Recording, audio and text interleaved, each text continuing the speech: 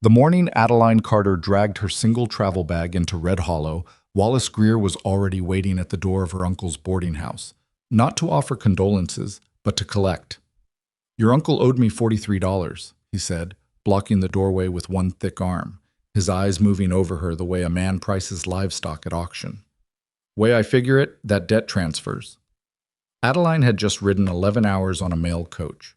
She hadn't eaten since yesterday, and the only family she had left in this world had been buried 4 days ago in a churchyard she hadn't even known existed until this morning. "I have nothing," she said. Greer smiled. It wasn't kind. "You've got that bag, and you've got yourself. Something tells me we can work something out." She took a step back. He took a step forward. That was Red Hollow's welcome. If this story already has your heart pounding, you're exactly where you're supposed to be. Hit that like button, drop your city and country in the comments so I can see how far this story has traveled, and subscribe so you don't miss what happens next. Stories like this one don't wait for anyone. Let's go. The telegram had taken 3 weeks to find her in Caldwell, and by the time Adeline read it, she had already sold nearly everything she owned to afford the journey west. "Come when you can. I am not well. Uncle Thomas." That was all it said. 6 words. She'd packed one bag, told her landlady she'd be gone a month, and climbed aboard the first coach heading toward the mountains. She hadn't told anyone how bad things really were in Caldwell, that the seamstress shop where she'd worked for 4 years had closed that January, that the family she'd been renting a room from needed the space back for a new baby, that she was 31 years old and had been quietly running out of options the way a candle runs out of wick. Slowly. Then all at once. Uncle Thomas was the last of it. The last connection to something that felt like family.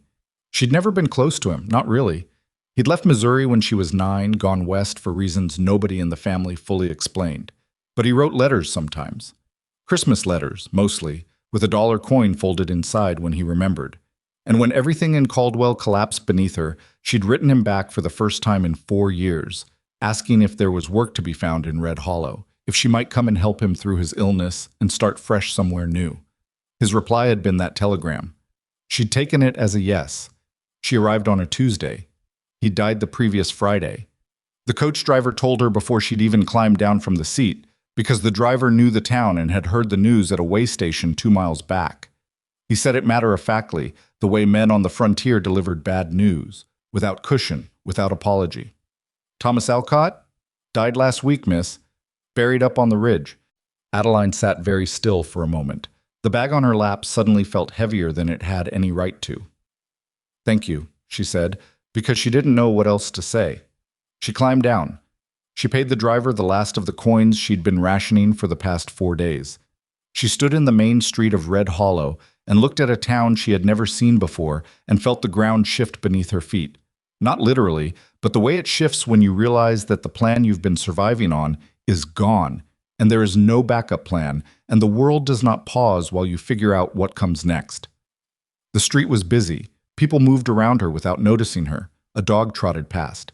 Somewhere down the road, a blacksmith was hammering. Life continued, indifferent to the fact that she was standing in the middle of it with 11 cents and no direction. She found the boarding house because it was the only place she could think to go. Maybe someone there had known her uncle. Maybe there was a room she could afford for one night while she thought things through. That was when she met Wallace Greer. He was standing in the doorway, a heavy-set man in his late 40s with a well-maintained mustache and the particular kind of confidence that comes from owning things in a small town. He was the sort of man who took up more space than he needed. He looked at her the way men like him always looked at women arriving alone, calculating, categorizing, deciding her value before she'd spoken a word. She told him her name, told him Thomas Alcott was her uncle.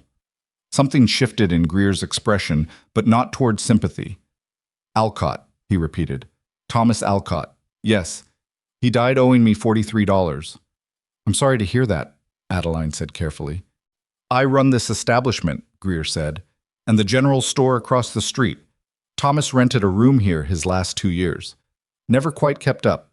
I gave him credit because he was an old man and it seemed the decent thing." He paused to let that word, decent, do some work. "But credit isn't charity, and debts don't disappear when a man does." "I understand that, but I didn't know about any debt. and I have very little money. I've just traveled a long way to collect an inheritance, I imagine." The word stopped her cold. She hadn't been thinking about inheritance. She hadn't even known her uncle had anything worth inheriting. But she heard the accusation behind the word, the suggestion that she was here for something she didn't deserve. "I came to help him," she said. "I didn't know he was already gone." Greer studied her. "You got anywhere to stay tonight?" She didn't answer right away, which was answer enough. He stepped back from the doorway, not to invite her in, but in the way of a man preparing to make a proposition. "I've got a room, clean, stove works, cost you 30 cents a night, which is fair." "I have 11 cents, she said, because there was no point in pretending otherwise. He nodded slowly, like this confirmed something he'd already suspected. "Tell you what, I'll let you stay the night. We can discuss arrangements in the morning." The word arrangements landed wrong in her chest, but she was tired, she hadn't eaten, and she had nowhere else to go. She took the room. She locked the door behind her. She sat on the edge of the narrow bed and looked at the wall and thought very carefully about what she was going to do. She didn't sleep much. In the morning, Greer was at her door before 7. It was different in daylight, more expansive, more comfortable, like a man on his own territory. He spoke about her uncle's unpaid room bill, the cost of his burial, which Greer claimed he'd partially financed, the general accumulation of what a dead old man apparently owed the most prominent merchant in Red Hollow. The number had grown overnight. It was no longer $43. It was closer to 60. "I'm not a cruel man," Greer said, in the tone of someone about to be exactly that. "I could help you. There's always work for a capable woman at the store. Bookkeeping, managing inventory. It's indoor work, respectable. And I'd be willing to count that toward the room, toward the debt." He let the offer sit there while he watched her face. Adeline looked at him steadily. She was very good at keeping her face neutral when she needed to. It was a skill she'd developed over years of working in other people's spaces, absorbing other people's moods, surviving situations where showing too much revealed too much. "And if I decline?" she asked. "Then you're welcome to find accommodation elsewhere in town. Though I should mention I own most of the decent lodgings." He smiled. It was a practiced smile. "And word does travel in a small town, especially about strangers." There it was. Not quite a threat.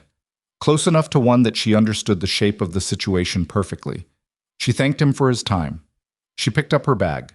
She walked out of the boarding house and into the Red Hollow morning. She sat down on the steps outside because her legs were unsteady and she needed a moment to collect herself.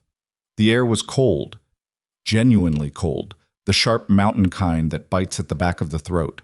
The aspen trees lining the far edge of town had already turned, all that yellow trembling in a wind that was moving fast off the mountain. Autumn here didn't ease in. It arrived all at once, like a door slamming shut. She counted her money again, as though the number had changed. It hadn't. She thought about going to the sheriff's office. But what would she say? A man offered her work and she didn't like the way he said it? She thought about asking the townspeople if anyone had known her uncle, if anyone might know of work or a room. But she'd heard the way Greer said word does travel, and she understood that getting on his bad side before she'd spent a full day in town would close doors she hadn't even found yet. She was still sitting there when the wagon pulled up.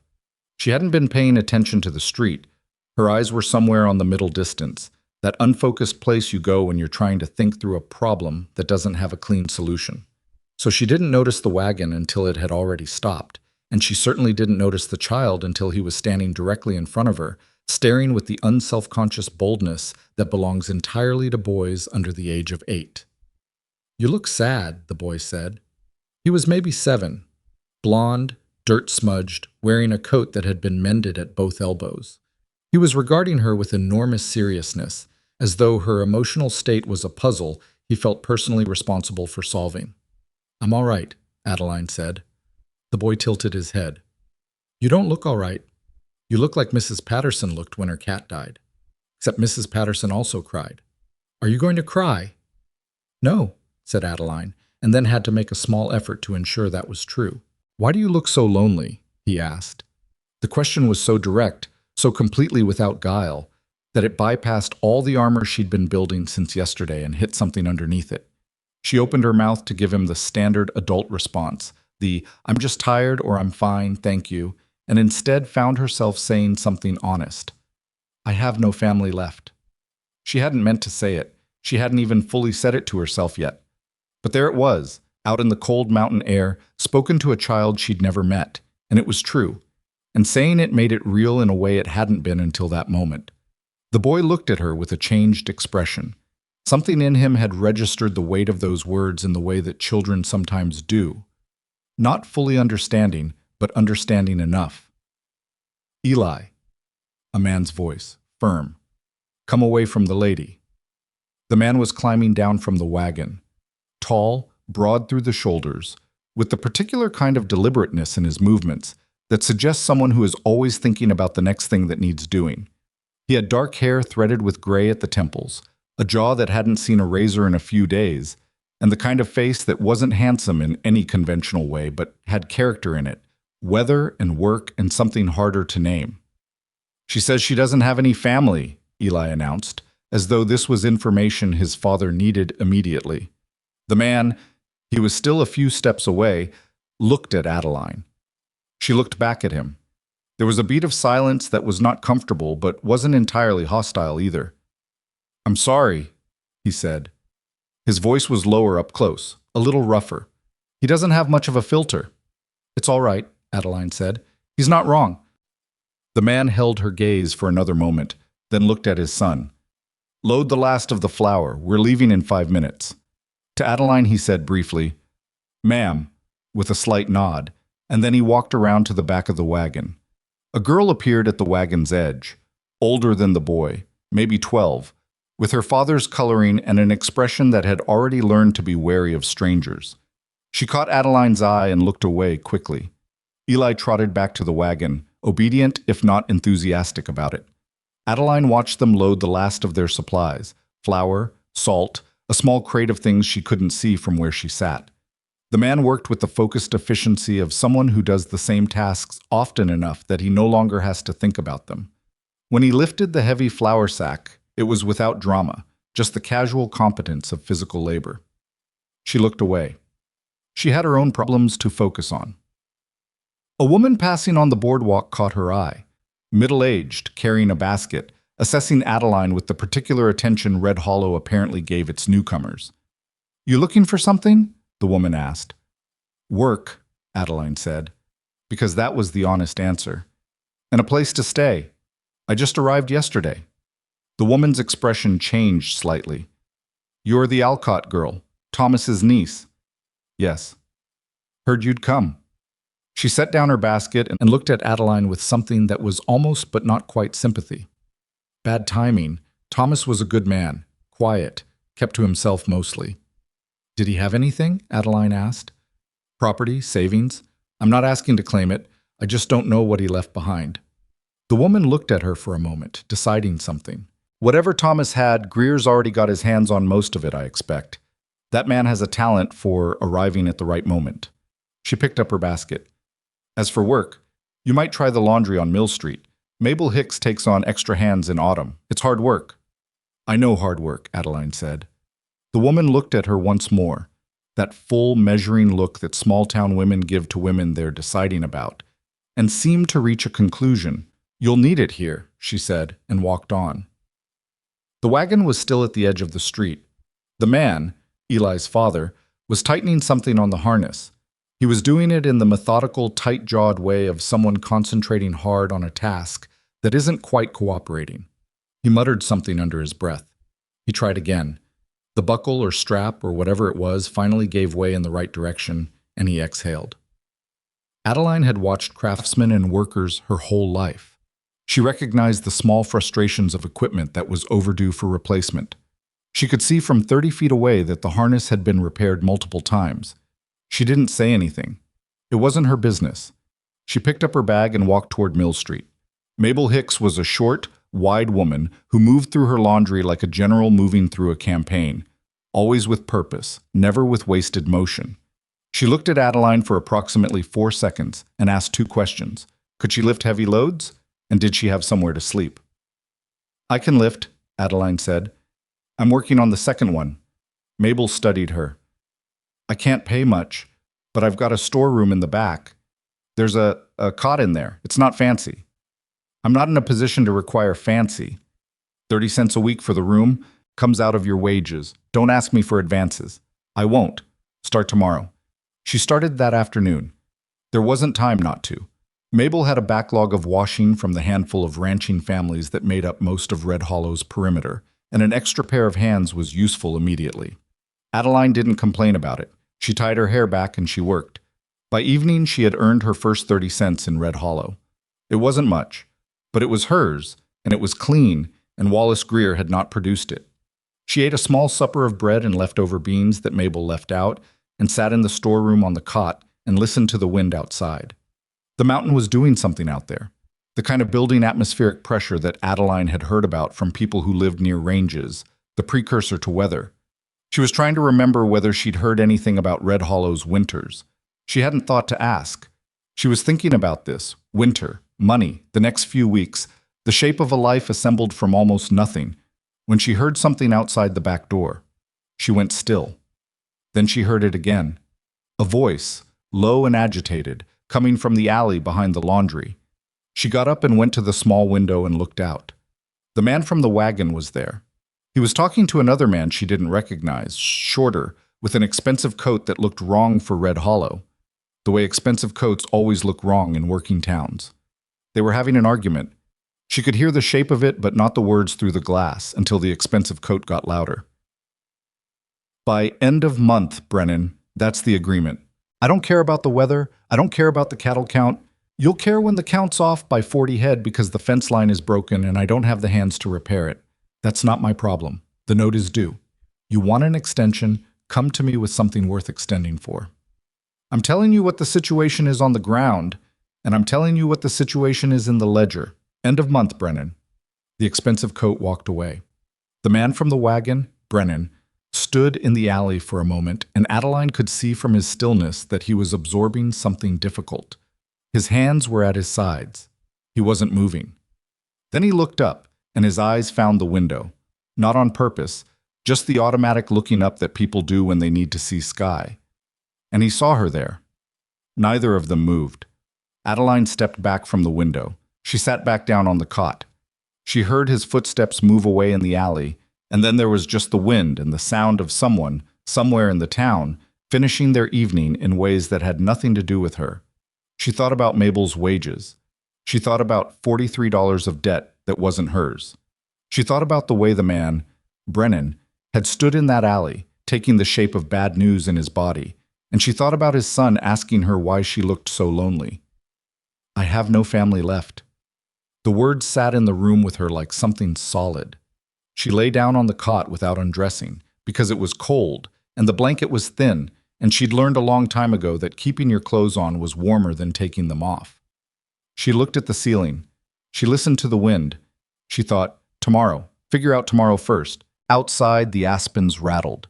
The mountain pressed its cold down over the town of Red Hollow. Somewhere up on those slopes, she could hear it. The particular hollow sound of great altitude and empty space, the sound of a place that hadn't decided yet whether it was going to keep you. She closed her eyes. She was still awake 2 hours later when she heard the wagon pass by in the street, heading back up into the mountains, heading home to wherever Silas Brennan's home was, the ranch with the broken fence line and the cattle going wrong and the debt that was due at the end of the month.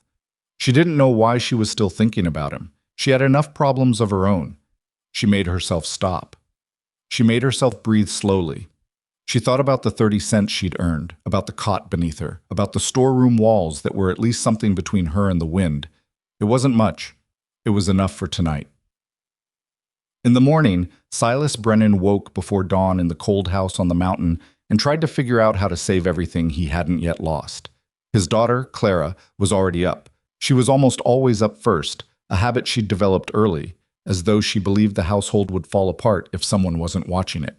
She was 13 now, and the way she moved through the kitchen had the careful efficiency of someone who'd been doing adult work since she was 10. She had, mostly. Silas tried not to think about that too much. There wasn't a better option he'd found. He sat at the kitchen table with a cup of coffee that had gone cold while he was looking at the ledger. The ledger was not good reading. It hadn't been good reading in 3 years, but it was worse this fall because the fence sections on the eastern pasture had collapsed in August, and the repairs had cost him more than he'd projected, and the cattle count was short in a way that didn't entirely make sense to him unless some animals had gone up into the high meadows before the first cold came. And now Marcus Webb, with his ledger and his expensive coat and his end-of-month deadline, had made it very clear that sympathy was not a category of resource he dealt in. "Papa," Clara said. She set a plate of cornbread on the table and sat down across from him. "You've been staring at that page for 20 minutes. "I know." "Is it bad?" He looked up.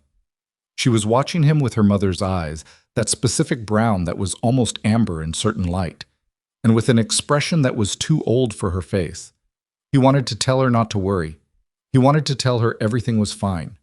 He had promised himself after Ellen died that he would not make his children carry adult fear because he was the adult and that was his job. "It's difficult," he said, "not impossible." Clara looked at the ledger the way she looked at most things, like she was figuring out how much of the truth she was actually being given. "Eli heard what that man said in town last night. He said you have to pay someone." Silas set down his coffee. "Eli was asleep in the wagon." "Eli was awake in the wagon. He was pretending." Of course he was, 7 years old and already too perceptive by half. Silas rubbed his face with one hand. "We'll be fine," he said. "What are we going to do about Mrs. Connolly?" Clara asked.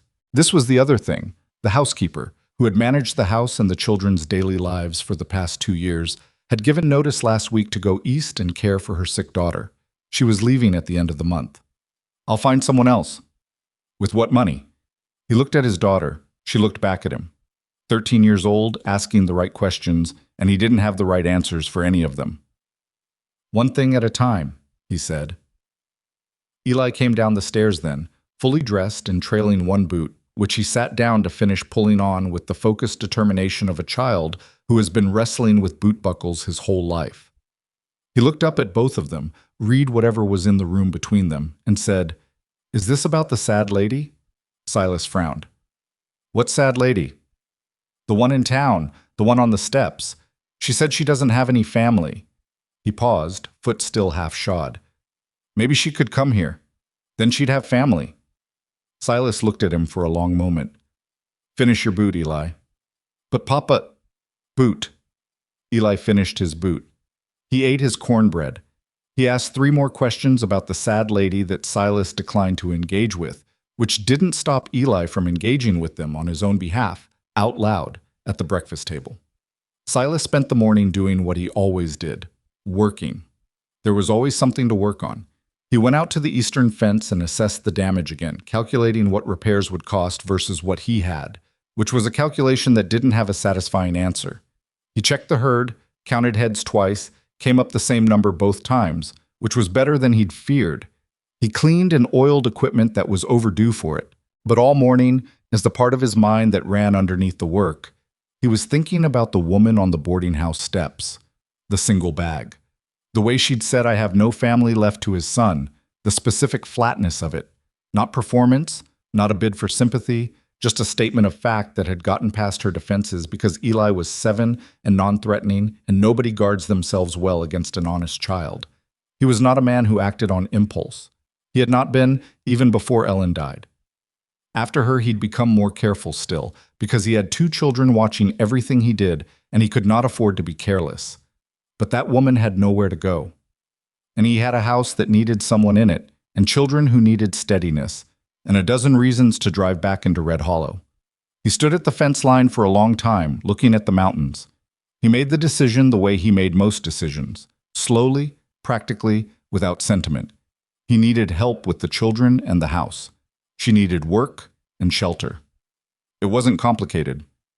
He hitched the wagon again in the early afternoon, told Clara he'd be back before dark, and drove back down into town. He found her at the laundry.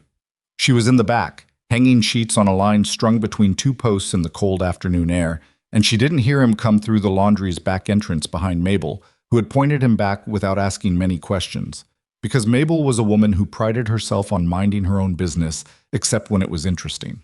Adeline turned and saw him, and went very still. She looked, in the flat afternoon light, even more worn than she had that morning. The work had been hard on her. Her hands were red from the wash water. Her back had the particular set of someone who'd been bending and lifting for hours. But her face was composed. She was waiting to see what this was. "Miss Alcott," he said. "Mr. Brennan," she said. "I heard your name last night." That was direct. He respected it. "Then you know some of my situation." "I know enough of it." He looked at her steadily. "I have a ranch up in the North Pastures. House needs managing. My housekeeper's leaving at the end of the month. I've got 2 children who need someone consistent." He stopped there. Let that be the statement. She held his gaze. "You don't know anything about me. I know you needed work badly enough to be honest about it to a stranger's child. I know Mabel Hicks didn't turn you away. That's not nothing. That's very little. It's what I've got to work with." A pause. The sheets moved in the cold wind between them. "It would be room and board plus wages," he said. "Small wages. I won't pretend otherwise. The ranch is struggling." He said it without apology. "But it's honest work and you'd be under a roof." She looked at him for a long moment. That steady, measuring look that he was starting to recognize as her particular way of seeing past the surface of things to what was actually there. "I want to be clear about something," she said. "I'm not interested in arrangements that aren't straightforward. I've already had one of those offered to me this morning." He understood immediately what she was saying. "This is work," he said. "Nothing else. You earn the wages, you earn the room. My children need someone. That's the whole of it." Another silence. Not uncomfortable, exactly. Waited. "I'll need to give Mabel notice," she said. "Mabel knows you're here," he said. "I already spoke to her." Something moved across her face. Surprise, maybe. Or the beginning of something more cautious than relief. "You were that sure I'd say yes?" "No," he said honestly. "But I thought it was worth asking." She looked at the sheets, at the cold line, at the mountain visible over the laundry roof, that enormous blue-gray bulk that sat above Red Hollow like a judgment waiting to be issued. "All right," Adeline said. She went inside to collect her bag. Mabel met her at the door and pressed her first day's wages into her hand without being asked, which was technically more than she'd promised, and told her something in a low voice that Adeline would remember later. "That man has had a hard 3 years. Don't make it harder." She climbed up onto the wagon seat with her single bag, and Silas Brennan snapped the reins, and they started the road north. Eli, who had somehow materialized in the back of the wagon without either adult fully noticing him make the transfer, leaned over the front bench between them with the satisfied air of a small person who believes events have unfolded in the correct direction. "I told Papa to come back," he announced. Silas said, "Eli." "I did, though." "I know you did." Eli looked at Adeline with enormous satisfaction. "Do you like dogs? We have a dog. Her name is Biscuit. She's mostly brown." Adeline felt something happen in her chest. Small, careful, fragile as new ice over cold water. Not hope exactly.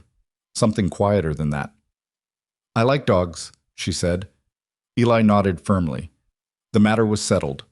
The wagon climbed the mountain road as the afternoon light began to angle low and cold off the peaks.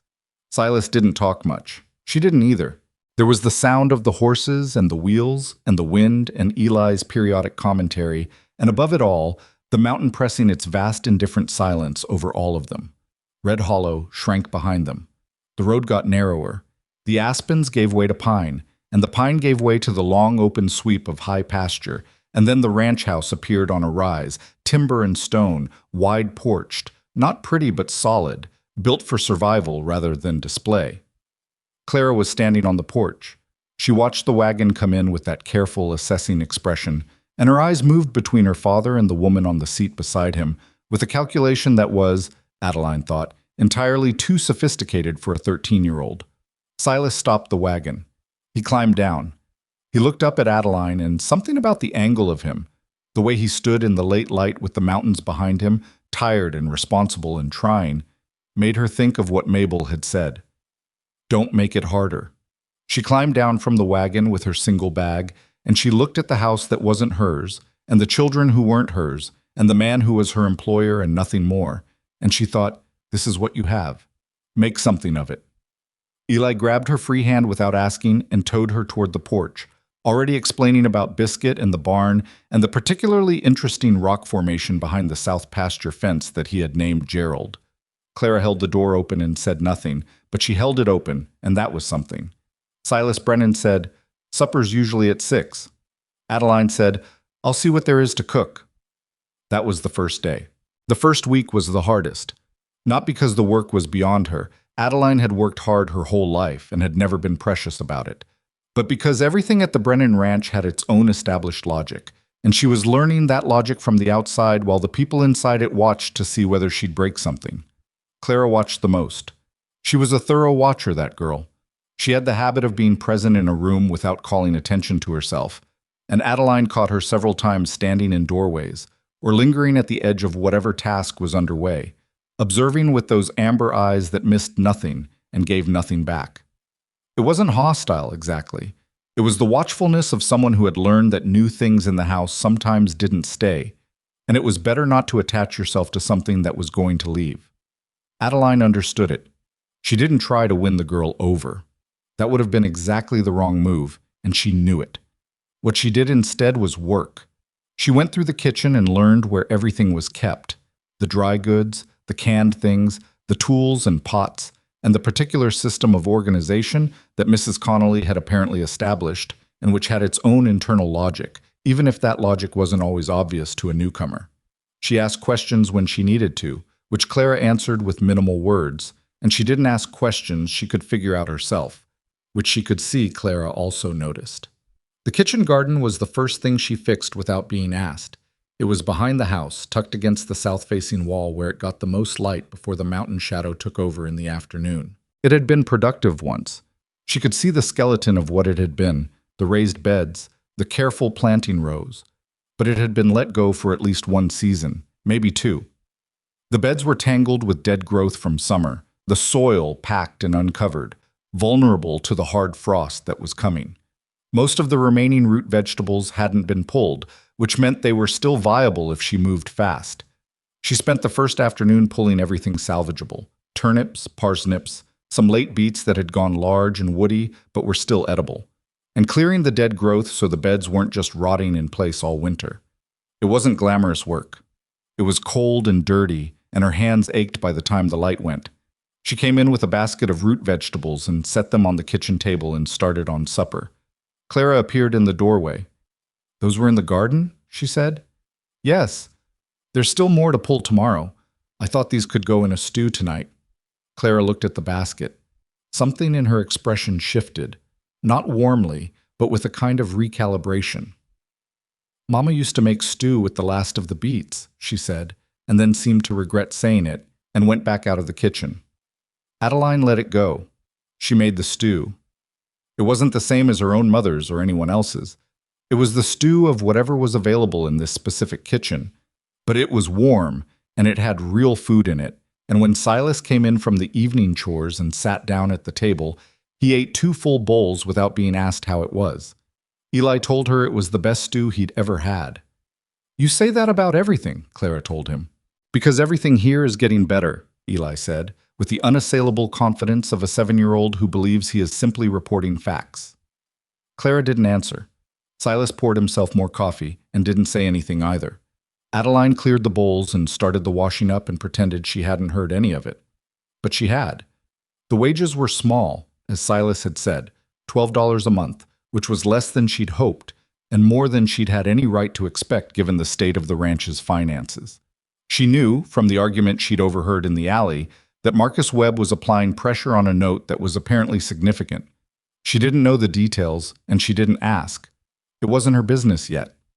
Yet. She noted the word when it appeared in her thoughts and didn't examine it too closely. What she did do, at the end of her first week, was sit down with the household accounts. She found them in a wooden box on the shelf above the fireplace: loose pages, receipts, a half-filled ledger that had been kept inconsistently, entries in 2 different hands. One of them was neat and regular up to about 3 years ago, then absent. The other, Silas's hand, she assumed, was cramped and sparse, recording only the largest transactions and leaving gaps she could see across. She wasn't snooping. She was trying to understand what she was working with. But she was still at the table with the ledger open when Silas came in from the barn, later than usual, and stopped when he saw her. "I should have asked," she said immediately. She closed the ledger but kept her hand on it. "I was trying to understand the household expenses, what we're spending on food versus what we could be producing ourselves. I can put it back." He stood there for a moment. He had that look he sometimes got, the one where he was deciding how much of a situation he was going to object to. "What did you find?" he said finally. She was quiet for a moment, because the honest answer was not a comfortable one. "You're spending more on dry goods than you need to, given what the kitchen garden could produce with more attention. And you're buying preserves when you could be putting them up yourself. If there was someone here consistently to do it." She paused. "That's not a criticism of how things have been run. It's just what I can see." "And the other entries?" She met his eyes. "I didn't look at the ranch accounts, only the household." He came to the table and sat down, which surprised her slightly. He held out his hand for the ledger, and she gave it to him, and he opened it and sat looking at it for a moment with his jaw set in that particular way. "I'm not good at the books," he said. Ellen was. She kept everything. A pause. "Clara started trying to help with it, but she's 13 and I don't want her carrying that." "Does she know you don't want her carrying it?" He looked up. "Because from what I can see," Adeline said carefully, "she's already carrying quite a lot." The silence between them had a different quality than the usual silences in this house. Less empty, more charged. "I know," Silas said.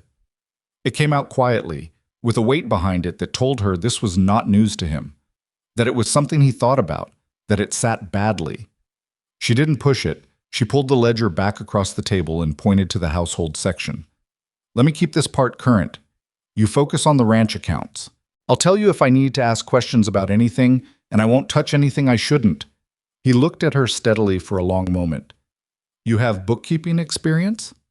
"My father kept a dry goods store. I grew up doing his accounts." She didn't say until he died when I was 20, and the store was sold to pay his debts. That part wasn't relevant right now. "All right," he said. He stood up. He started to turn away toward the stairs, then stopped. "The stew this week," he said, without turning around. "It's been good." He went upstairs before she had to figure out what to say to that. The second week was different from the first in ways she was still mapping. Eli had decided she was, without qualification, his favorite person in the house. This wasn't something he'd been subtle about. He greeted her in the mornings with a detailed account of whatever he'd dreamed about. He explained to her the entire political history of his ongoing conflict with a crow that had been stealing from the barn, and he presented her with a rock from behind the south fence, not Gerald, a lesser rock, as a gift, because she had told him she thought the rocks in this part of the mountains were interesting, which she had, and she'd meant it. She accepted the rock and put it on the windowsill above the kitchen sink. Clara saw it there 3 days later and didn't say anything, but Adeline noticed her glance at it twice. The thing that was harder than she'd expected was the isolation. She'd known, coming up the mountain, that the ranch was remote. She'd made the journey on the wagon road and understood the distance. But knowing it abstractly and living it were different. Red Hollow was 2 hours down by horse, more in poor weather. There were no nearby neighbors in any practical sense. The ranch hands, 2 men, Pete and a younger fellow called Donnie, who lived in the small bunkhouse behind the barn, were polite but not sociable, particularly not with her. They'd been on the ranch before she arrived, and she could feel that they'd formed their own opinions about what her presence signified, and she was not going to correct those opinions directly. What she was going to do was not give them cause to revise those opinions in an interesting direction. She was scrupulous about that. Scrupulous about maintaining the clear professional lines Silas had drawn in the original offer. Work, room, board, nothing implied or suggested beyond that.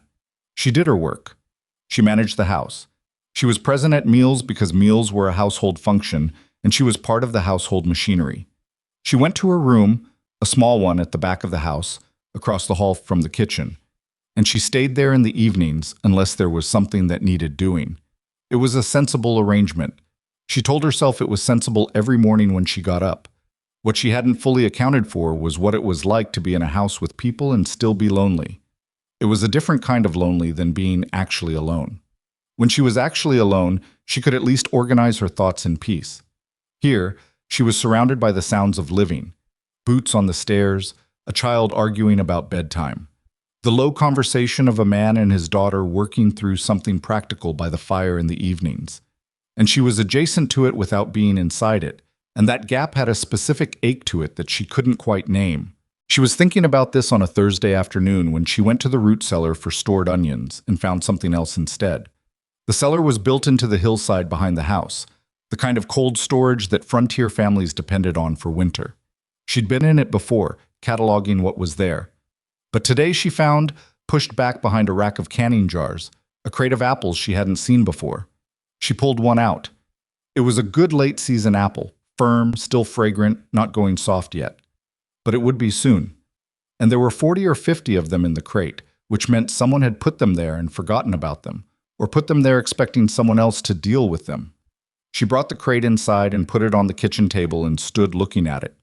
You could dry them. You could make preserves.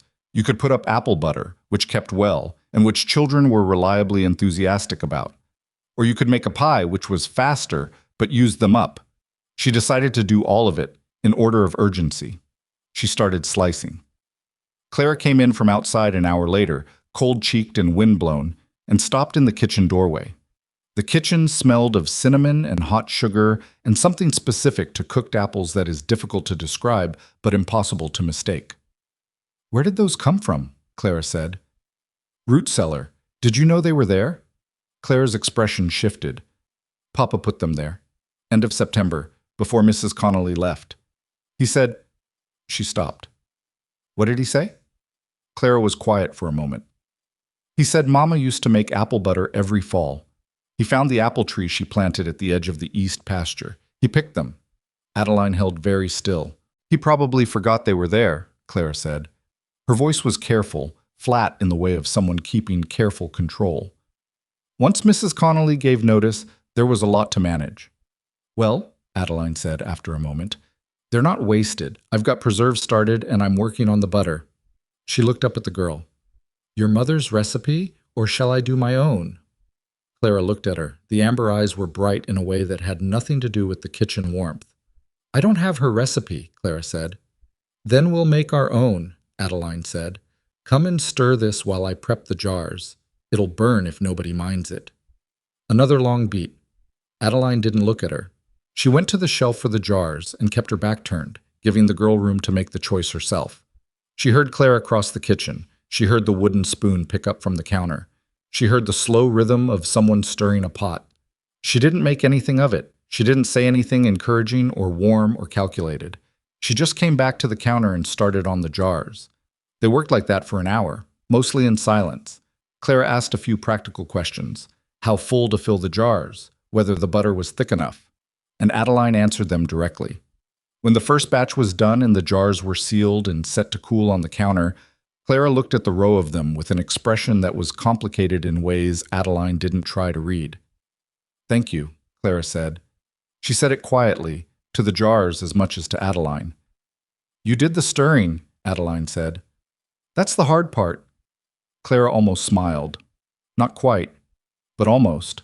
That evening, when Silas came in and saw the jars lined up on the kitchen counter, he stopped in the doorway the same way Clara had. He didn't say anything for a moment. He just looked at them. "Root cellar," Adeline said from the stove. "I didn't want them to go." He nodded. His face was doing something she couldn't fully read. He went upstairs to wash up before supper, and she let him.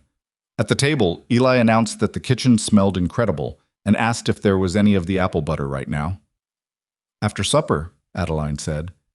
"How much after?" "Right after, if you eat your supper." Eli ate his supper at a speed that impressed even Clara. It was during the third week that Marcus Webb came up the mountain road. Adeline was in the garden, pulling the last of the frost-threatened vegetables before the cold took them for good.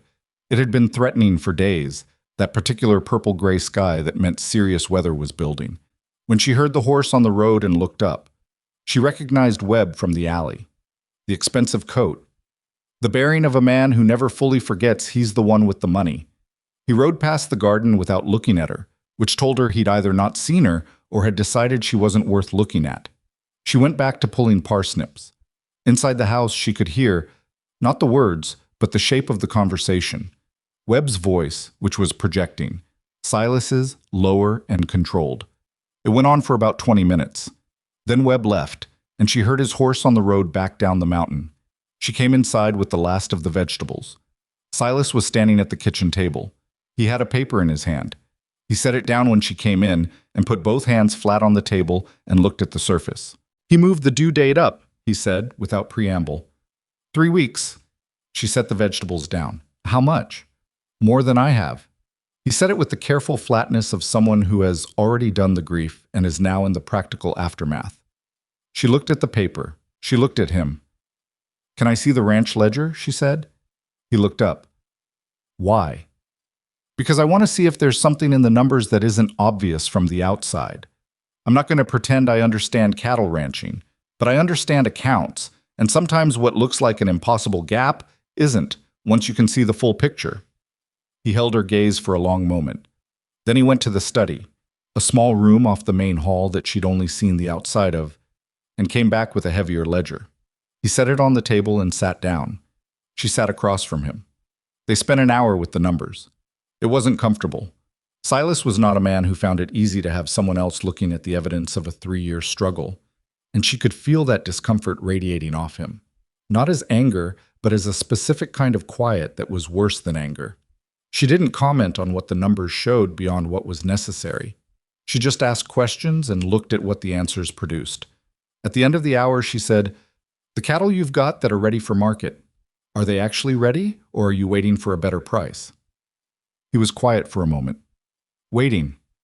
Webb's cut the timeline. If you move the ready cattle now, even at the current price, it covers maybe a third. It's a third you have, she said, and it's also a demonstration of good faith. If you can show Webb partial payment ahead of the new deadline, you might get him to hold the rest. She paused. I don't know the man, but men who move due dates usually aren't looking for default. They're looking for leverage.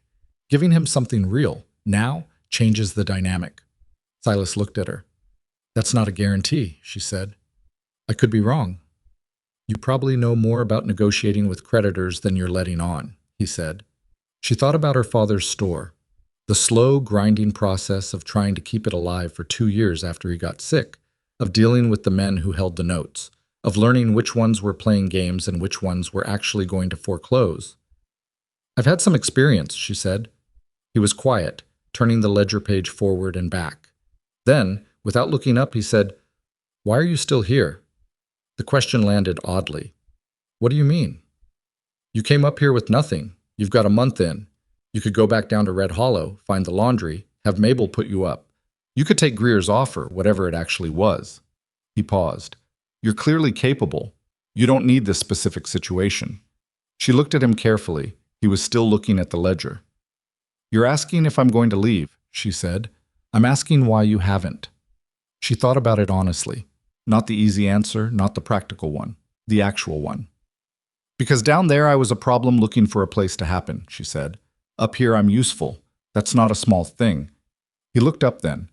He held her gaze for a moment, and she held his, and something passed between them that neither of them named or moved toward. I'll drive the cattle down on Saturday, he said. He closed the ledger. Whatever the price is. She nodded. She stood up and started putting together supper. I was still at the table when she glanced back. He was looking at the closed ledger, and his face had the look of a man who has set down something heavy and hasn't entirely decided whether to pick it up again. Saturday came. Silas was up before light, and Pete and Donnie were moving the selected cattle by the time the sun cleared the eastern ridge. Clara made breakfast alone because Adeline was out helping move the rear of the small herd toward the road gate. It had been Eli's idea, loudly proposed, that Adeline should help because she had a good loud voice for telling cattle what to do, which had been tested exactly once but apparently had made an impression. She was not a cattle woman. She was not going to pretend otherwise. But she could follow instructions, and she could hold a position in a line, and she could absolutely use a loud voice when the lead steer made an opinion about which direction it felt like going. Pete, who had been watching her with the reserved judgment of a ranch hand who doesn't give his approval to newcomers easily, told her at the gate that she'd done all right. He said it like he was reporting weather conditions. It was, she understood, a significant statement. They got the herd moving down the mountain road. Silas didn't come back until late afternoon. Adeline had supper ready, a proper one, the kind that rewards someone who's been working since before daybreak. She heard the horse on the road, heard him unsaddle and put the animal up, heard his boots on the porch. He came in and sat down at the table and looked at the plate she set in front of him. He took it, Silas said, and he agreed to hold the rest until end of November. She sat down across from him. That's something. It's enough time if the next section of fence gets repaired and we don't lose more animals before the snow comes. He picked up his fork, set it down. How did you know he'd hold? I didn't, she said. I thought he would. He looked at her. You said men like Webb are usually looking for leverage, not default. That's what I believed. Based on what? She was quiet for a moment. Then, based on my father's creditors when his store was going under. I was 20. I sat across the table from men like Webb for 2 years. She didn't say more than that. She didn't need to. He looked at her for a long moment with something in his face that was more than simple recognition. I'm sorry, he said. About your father. It was a long time ago, she said. The way she said it was not a dismissal. It was just the fact of it. He picked up his fork again and ate, and she let the silence settle into something that was, for the first time in 3 weeks, not weighted with anything difficult. Just 2 people at a table, at the end of a long day, with a problem that had gotten slightly smaller. Eli came downstairs in his nightclothes and asked if there was still supper because he'd smelled it from upstairs. There was. He ate it at the table between them with his hair sticking up at the back and a gravity that he seemed to feel the moment required, and it was so thoroughly absurd and so completely itself that Adeline felt something loosen in her chest that had been tight for a very long time. She was careful not to let it show, but she was aware, in the way you're aware of a shift in the weather before the sky changes, that something in the house was different than it had been 3 weeks ago. Something had settled. Nothing was resolved. The debt was still real, the fence was still broken, the winter was still coming, and she was still a woman with nowhere she'd originally intended to be. But the thing that had been provisional about her presence was becoming, if not permanent, then at least less conditional. Clara brought her coat in from the porch where she'd left it and draped it over the chair without being asked, because it was getting cold and she'd noticed. That was all. A coat on a chair. Clara noticing and doing something about it. Adeline sat at the table and did not make anything of it, and the fire in the fireplace was warm, and Eli was explaining at length why Gerald the rock was superior to all other rocks he had encountered. And Silas was half listening with the expression of a man who has heard about Gerald many, many times, and outside the mountain was pressing its enormous darkness against the windows, and the first real weather of the season was gathering itself somewhere above the high peaks, building and turning, not yet arrived but coming. It was always coming. The weather broke on a Wednesday, not with any particular warning, or rather, with exactly the warnings that the mountain had been issuing for 2 weeks, which Adeline had been watching and which Silas had also been watching, and which both of them had been hoping would amount to something manageable rather than something catastrophic. The sky had been doing that specific purple-gray thing since the first week of November. The air had that electric stillness in it each morning, the kind that feels like a held breath. Biscuit had been restless for days, pacing the porch in the evenings and refusing to settle, which Pete said was a reliable sign, and Pete had been right about weather before. But knowing a storm is coming and having the storm actually arrive are 2 different experiences. It started as snow. Steady, serious, the thick flaked kind that accumulates fast. And then the wind came down off the peaks and turned it into something else entirely. By mid-morning, the visibility from the ranch house windows was less than 40 feet. By noon, the temperature had dropped sharply enough that the water in the kitchen pail had a skin of ice on it despite the stove being lit. Silas was already out when it started. He'd gone to the eastern fence line at first light because Pete had reported the previous evening that another section had gone down in the night. Not from the storm, just from the accumulated stress of 3 seasons without proper repair. And 3 or 4 animals had pushed through into the high eastern pasture, which was bad terrain in good weather and genuinely dangerous in a storm because the canyon at its far edge had hidden drops and bad footing. Adeline had been watching the sky from the kitchen window when she heard the wind change. She'd felt it before she saw it. That particular gust pattern that means the storm is organizing itself, finding its direction, committing. She made a decision fast. She always thought better when she was deciding than when she was waiting. She went to the back of the house and knocked on the bunkhouse door. Pete opened it. "How many animals went through the fence?" she asked. Pete squinted at the weather. 4 confirmed, maybe 6. Donnie went with the boss to check. "That canyon to the east, how far is it from where the fence is down?" Pete looked at her with the careful expression of a man reassessing. "1.5 miles, maybe 2. But in this weather, cattle can move fast when they're spooked." Are there other ways into the canyon? East Trail and the old logging road, but the logging road will be impassable in another hour. She looked at the storm and thought about the eastern pasture, about cattle that were already through a broken fence, about a storm that was getting worse by the quarter hour, about Silas and Donnie out there in it. Who else is here? She asked. Just me. There's a boy from the Henderson place been helping Donnie with posts, but he rode home yesterday. She thought fast. I need you to saddle one horse, the steadiest one you have. Pete stared at her. Ma'am, I'm not asking you to go, she said. I'm going. I need you here with the children. The boss won't like. The boss is somewhere in that pasture with animals that are heading toward a canyon and a storm that's going to seal off every route in about 2 hours. She held his gaze. I know what I'm asking. Saddle the horse. Pete looked at her for another long moment. I was measuring her the same way he'd been measuring her for 6 weeks, and she met it straight on without flinching because she didn't have time for anything else. He went to the barn. She went inside and told Clara. Clara was at the kitchen table, doing her schoolwork with the focused determination she brought to everything. She looked up when Adeline came in and read her face immediately. How bad? Clara said. I don't know yet. Yet? That's why I'm going. Adeline was already pulling on her heaviest coat, the wool one she'd traded 2 weeks of apple butter labor for at the general store in Red Hollow. I need you to keep the fire up in here. Keep Eli inside.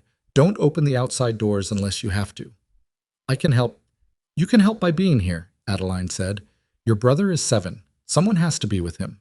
She was pulling on her gloves. Inadequate, she knew it, but they were what she had. If we're not back by dark, go to Pete and tell him to send to the Henderson place. Clara stood up from the table. Adeline. It was the first time the girl had used her name. Adeline looked at her. Come back, Clara said. It was not a sentiment. It was an instruction. That's the plan, Adeline said. She went out into the storm. Pete had the horse ready, a gray mare named Subject, which Adeline had ridden twice before, a sensible animal with good mountain feet. Pete boosted her up and handed her a coiled length of rope without being asked. Stay left of the big pine split, he said loudly, over the wind. That keeps you on the right track to the fence line. You lose sight of it, stop and wait. Don't push through blind. I understand. Ma'am. He looked up at her with something that was not quite approval, but was at minimum respect. Move fast. She moved fast. The snow was deep already on the track up to the eastern pasture. Not so deep she couldn't move, but deep enough that Subject was working hard, blowing steam and picking her feet up high with each step. The wind was a physical presence, cutting sideways and making the snow move horizontally in sheets that reduced visibility to almost nothing at intervals, then cleared briefly, then shut down again. Adeline kept her head down and let the horse find the footing while she scanned what she could see of the landscape for landmarks. She almost missed the split pine. She caught it in a gap between wind gusts, just the silhouette of it, 2 trunks forking out of the same base, and adjusted her direction. She heard the cattle before she saw them. It was the sound of animals in distress, not the ordinary complaints of a cold herd, but something more urgent, the specific noise of cattle that have moved into bad terrain and know it. She followed the sound, trusting it over visibility, and came up on the scene in pieces. Silas was on foot in the snow about 60 yards ahead. He had 2 animals turned and was trying to push them back toward the fence gap, but the wind was against him and the cattle were not cooperating. Donnie was further east, trying to cut off an animal that was moving the wrong direction, toward the canyon. The canyon rim was visible as a dark line against the white, maybe 300 yards further east. Too close. She pressed Subject forward and came up on Silas's left, and he looked up and saw her, and his expression went through 3 things in rapid succession. Surprise, something that might have been relief, and then the immediate practical override that she was coming to understand was simply how he processed emergencies. There are 2 more further east, he called. The wind ate half of it. She caught enough. Donnie's on one, she called back. The other? He pointed toward the canyon rim. She looked at the line of dark against the white, at the animal. She could see it now, a big roan moving with the kind of nervous energy that meant it was scared and not thinking straight. And she made a calculation that she would not have been able to explain to anyone who asked her to justify it, because it was not a calculation that had a number at the end of it. It was the kind of decision that comes from looking at a situation and knowing what it requires. Push these two back, she said. I'll get the roan. Adeline, you know this pasture better than I do, and those two animals know your voice. Go. She turned subject east before he could argue. She pushed the mare into a canter through the snow, which was not sensible but was necessary. The roan was moving, and the canyon rim was not moving, and the distance between them was closing in the wrong direction. She angled wide to get ahead of the animal, to get herself between it and the rim, which meant going further east than she wanted to in weather that made the ground unpredictable. She heard the canyon before she understood she was close to it. It was a sound under the wind, a hollow resonance, the particular acoustic of a large empty space, which was there and then gone as the wind direction shifted. She pulled subject up sharply. The mare danced backward 2 steps, and Adeline held her, both of them still, in the screaming white silence of the storm. She looked down. The rim was 8 feet in front of her, maybe less. The snow had covered the edge in a way that disguised it, made it continuous with the ground around it, and she had not seen it until she was nearly on it. Her heart was doing something violent and specific in her chest. She sat very still for 5 seconds. Then she turned subject in a careful arc, keeping well back from where the edge had to be, and found the roan. It was standing 15 feet from the rim. It had stopped moving, which sometimes meant an animal had lost confidence in the direction it was going and sometimes meant it was about to do something very stupid. Adeline held still and watched it. Subject stood without fidgeting, which she was grateful for. An anxious horse right now would make everything worse. She thought about what she knew about cattle. She thought about what she'd learned in 6 weeks on this ranch, from watching Pete, from watching Silas. From the one morning she'd been part of moving cattle down the road, and Pete had told her afterward that she'd done all right. She moved subject slowly to the left.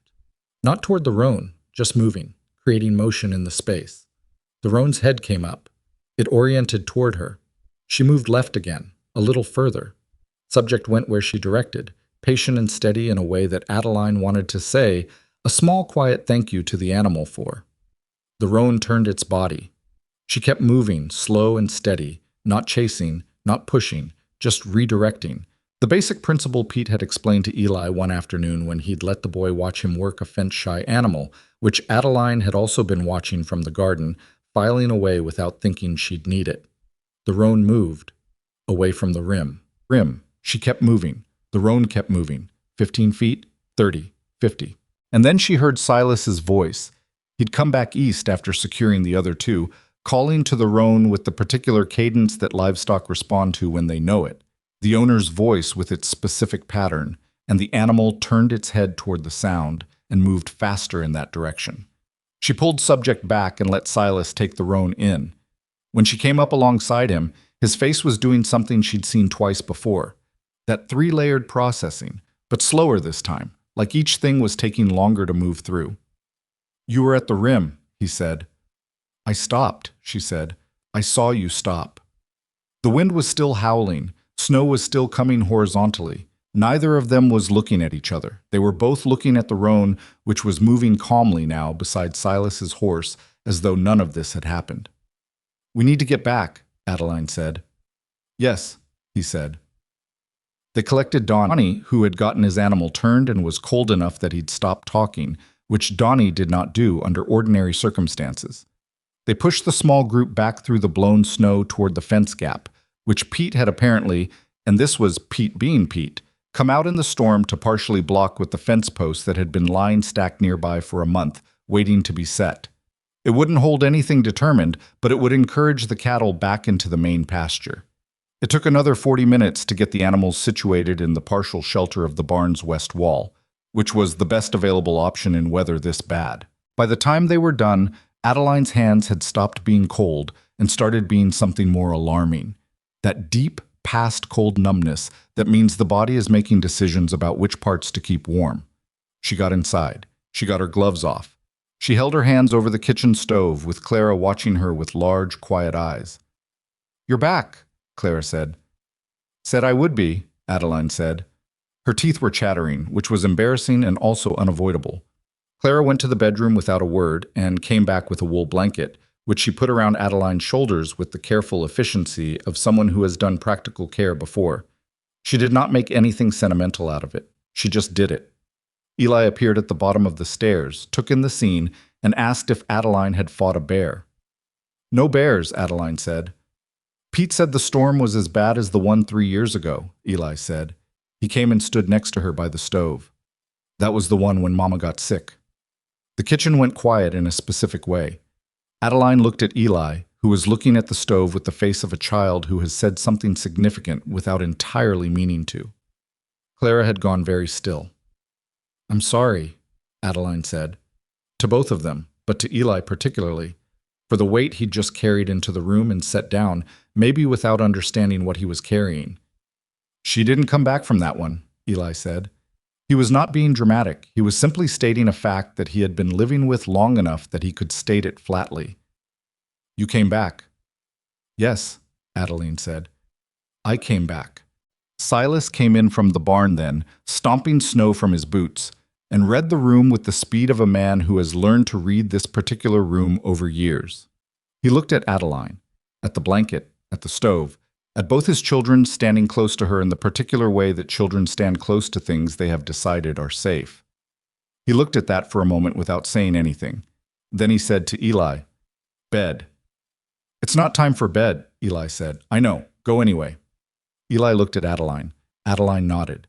Eli went upstairs with the resigned dignity of a child who has accepted that adults make no sense. Clara stayed a moment longer. She looked at her father, then at Adeline, then back at her father, and whatever she saw in the space between them made her also turn and go upstairs without being asked. Silas sat down at the kitchen table. Adeline turned from the stove. Her hands were still not quite right, but they were coming back. The painful prickling that means circulation is returning. She started to say something practical, something about the cattle, about the fence, about the morning and what needed doing. You went to the rim, he said. I know, he told me. He saw from the pasture gate. I stopped in time. By 8 feet. His voice was flat, controlled, but the flatness was doing a lot of work. Pete said 8 feet. Subject stopped. She felt it before I saw it. She's a good horse. He looked at the table. You could have gone over. I didn't. That's not the... He stopped. He put his hand flat on the table and pressed like he was steadying something. Why did you go out there? I left Donnie and Pete. We had it. Pete was here with the children, and Donnie is 19 and the storm was getting worse. She said it without apology. I made a judgment call. It was my judgment call to make. You weren't here to make it. The silence that followed had a different quality than their usual silences. It was charged in a way she hadn't felt from him before, not anger exactly, but something adjacent to it, something with anger's shape but a different interior. I have lost enough on this mountain, Silas said quietly. She heard what was underneath those words. She heard the 3 years of it. She sat down across from him. Neither of them said anything for a while. The fire in the stove popped. Outside, the storm was still doing its work. She could hear it on the roof, on the window glass, the patient insistence of weather that has all the time in the world. The Rhone would have gone over, she said finally, and that's real money you don't have, on top of a debt that's already real. I wasn't being reckless. I was making a practical decision about what I could and couldn't afford to let happen. He looked at her. And you can be angry about it, she said, but it worked. His jaw shifted. I'm not angry. You look angry. I'm not angry, he exhaled. He stopped again, and this time the stop had something raw in it, something he wasn't prepared to name at the kitchen table. He looked at his hands. You scared me, he said. It was quiet enough that she might have not heard it if she hadn't been listening. She didn't know what to do with it. She had been prepared for anger, for criticism, for practical objection to her decision-making. She had not been prepared for that specific sentence in that specific voice. She looked at the table. He looked at the table. I'll be more careful, she said. It was not the right answer, and they both knew it, but it was the answer that fit in the space they were currently occupying, and he nodded at it, and they let it stand. She made tea because her hands needed something to do, and he stayed at the table and accepted the cup she put in front of him, and the storm pressed against the house all night with the single-minded commitment of something that has made a decision and will not be talked out of it. The cattle count in the morning was better than it had any right to be. Pete did the count at first light, which was gray and sharp-edged after the storm's retreat, and came back with a number that matched what they'd had before the fence went down. All 6 animals accounted for. None lost to the canyon. He told Adeline this while she was starting breakfast. He didn't say anything else. He just told her the number and went back to the barn. She stood at the stove for a moment. 6 animals.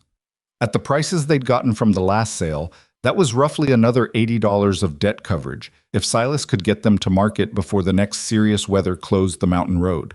It wouldn't solve everything, but it changed the shape of the problem. She was thinking about this when she heard boots on the porch, and then the door.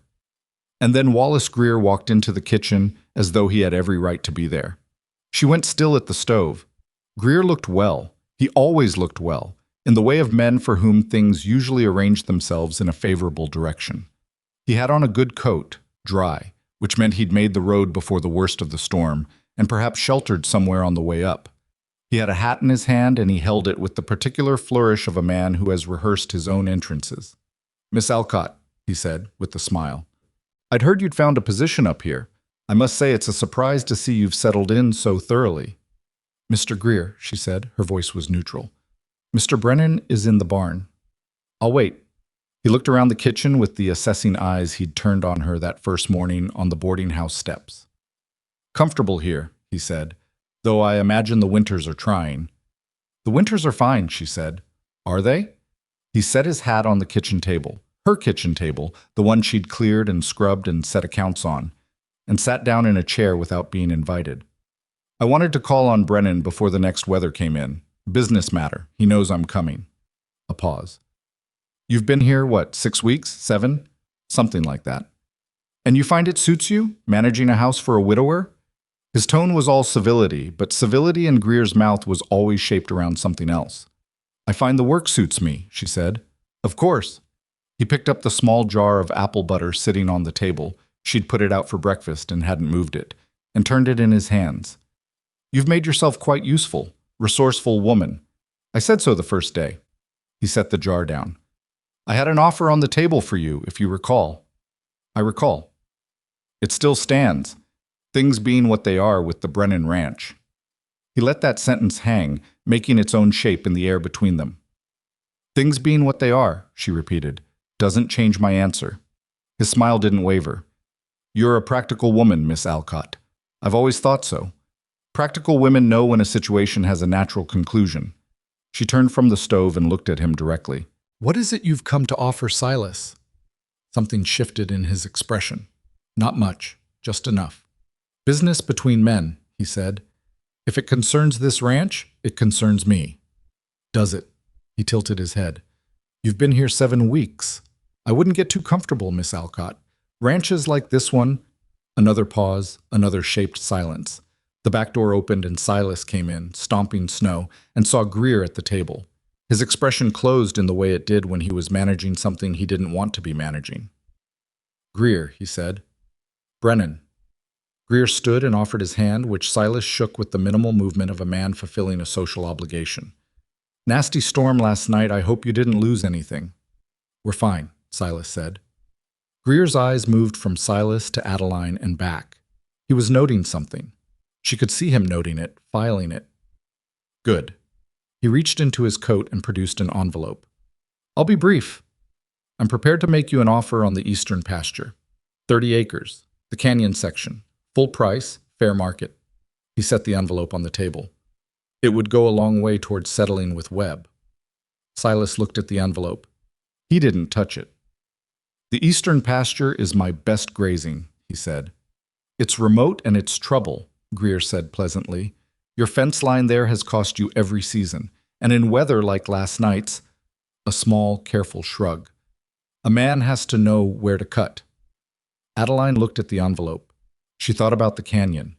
She thought about 30 acres of grazing that sat above the winter snow line and fed the herd when the lower pastures were exhausted in a dry summer. She thought about what losing that section would mean in 2 years, 3 years, when the debt to Webb was cleared but the ranch had a hole in its grazing capacity that it couldn't recover from. She thought, this is what he does. This is exactly what he does. He waits until the pressure is highest, and then he comes in with a number that looks like relief and is actually a longer, slower problem. She looked at Silas. He was looking at the envelope. Give me a few days, Silas said, before I can consider anything. Of course. Greer picked up his hat, gracious in his confidence. I'll be in Red Hollow. No rush. He said it in a way that made clear there was, in fact, a rush. He nodded to Adeline as he went. Not dismissive. Worse than dismissive. Acknowledging her as a factor, a variable, something he had noted and would account for. The door closed. Silas stood at the table and looked at the envelope. Don't open it, Adeline said. He looked at her. Not yet.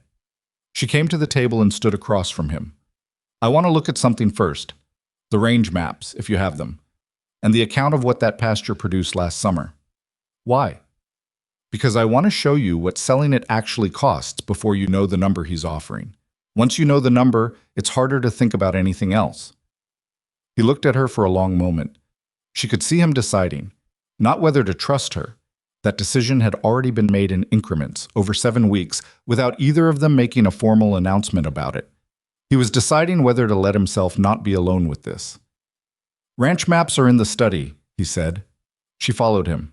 They spread the maps on the study table, and she asked him questions she didn't know the answers to, about grazing rotation, about which pastures carried the herd in which seasons, about what the eastern section contributed that the others couldn't replace.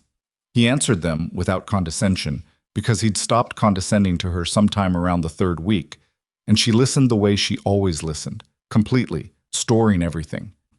By the end of an hour, she had what she needed. The eastern pasture isn't just 30 acres, she said. It's the section that gives you the summer rotation that keeps the lower pastures from being overgrazed. Without it, in 3 years you're overworked on the south and west sections, and your herd capacity drops by 30%. She put her finger on the map. Greer doesn't want the land for grazing. He wants it because the logging road runs through it, the one that was abandoned. If he acquires that section, he controls the access. Silas was very still. I'm not from here, she said, so tell me if I'm reading that wrong. He looked at the map for a long moment. There's been talk, he said slowly, about the lumber company looking at the stands on the North Ridge. They'd need road access. And the only road access that doesn't run through town is through the eastern pasture. He said it quietly, like the shape of it was becoming clear. That road could be worth, if the lumber company is serious. More than he's offering you, she said. Much more, probably. The silence in the study was total. Outside, the snow was still settled from the storm, everything muffled and white and very still. He knew, Silas said, not a question. I think he's been waiting, Adeline said, for the right amount of pressure. Webb's note, the fence repairs, the short cattle count. He put some of it together in his head and he came up at the right moment with the right number. Silas pushed back from the table.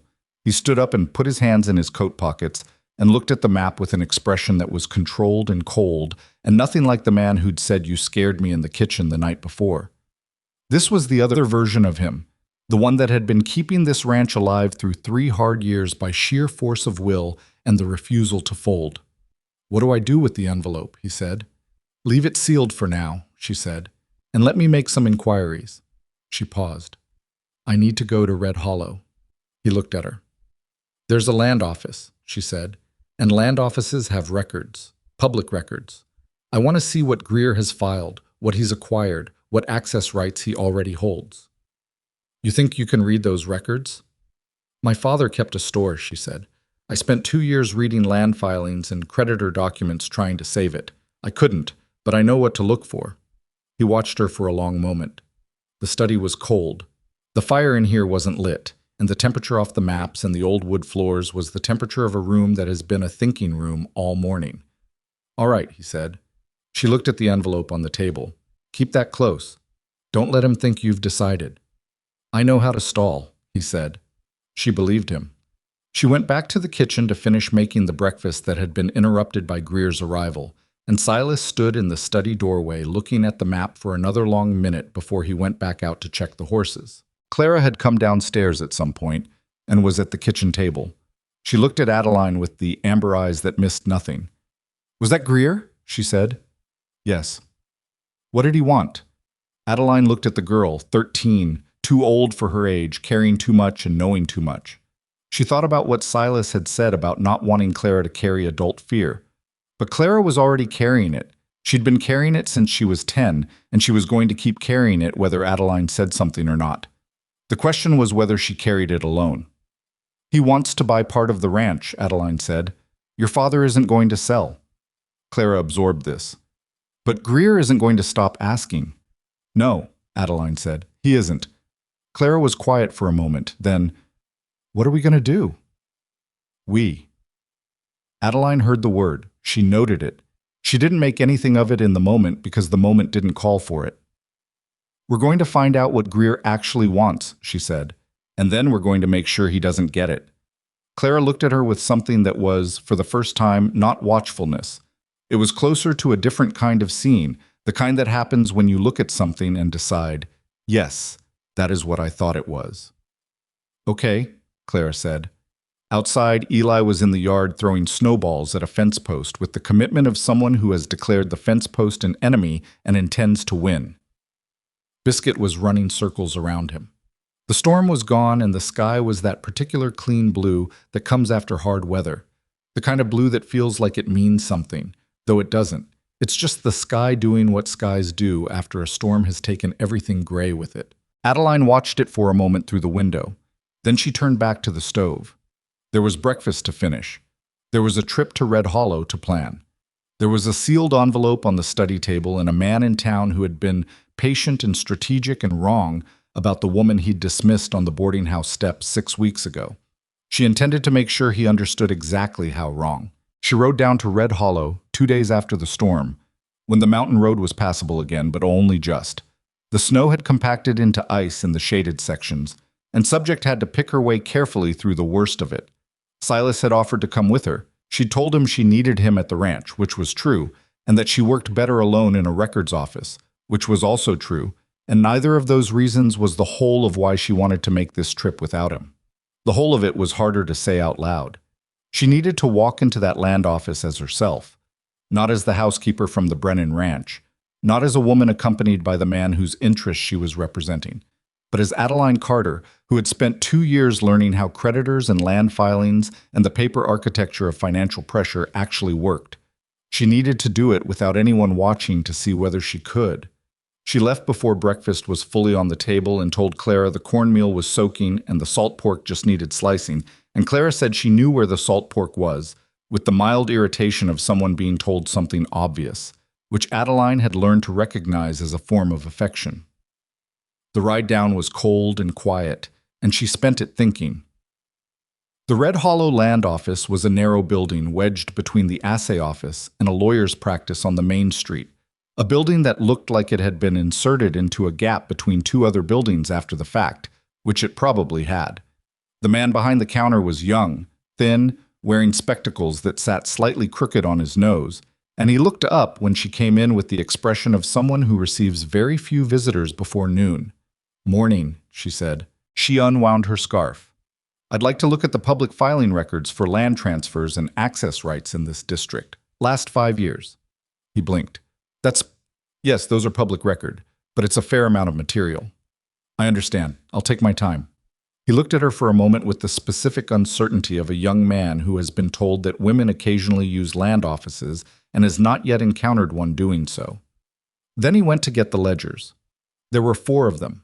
Heavy, cloth-bound, densely filled with the cramped handwriting of whoever had been recording the district's transactions for the past half-decade.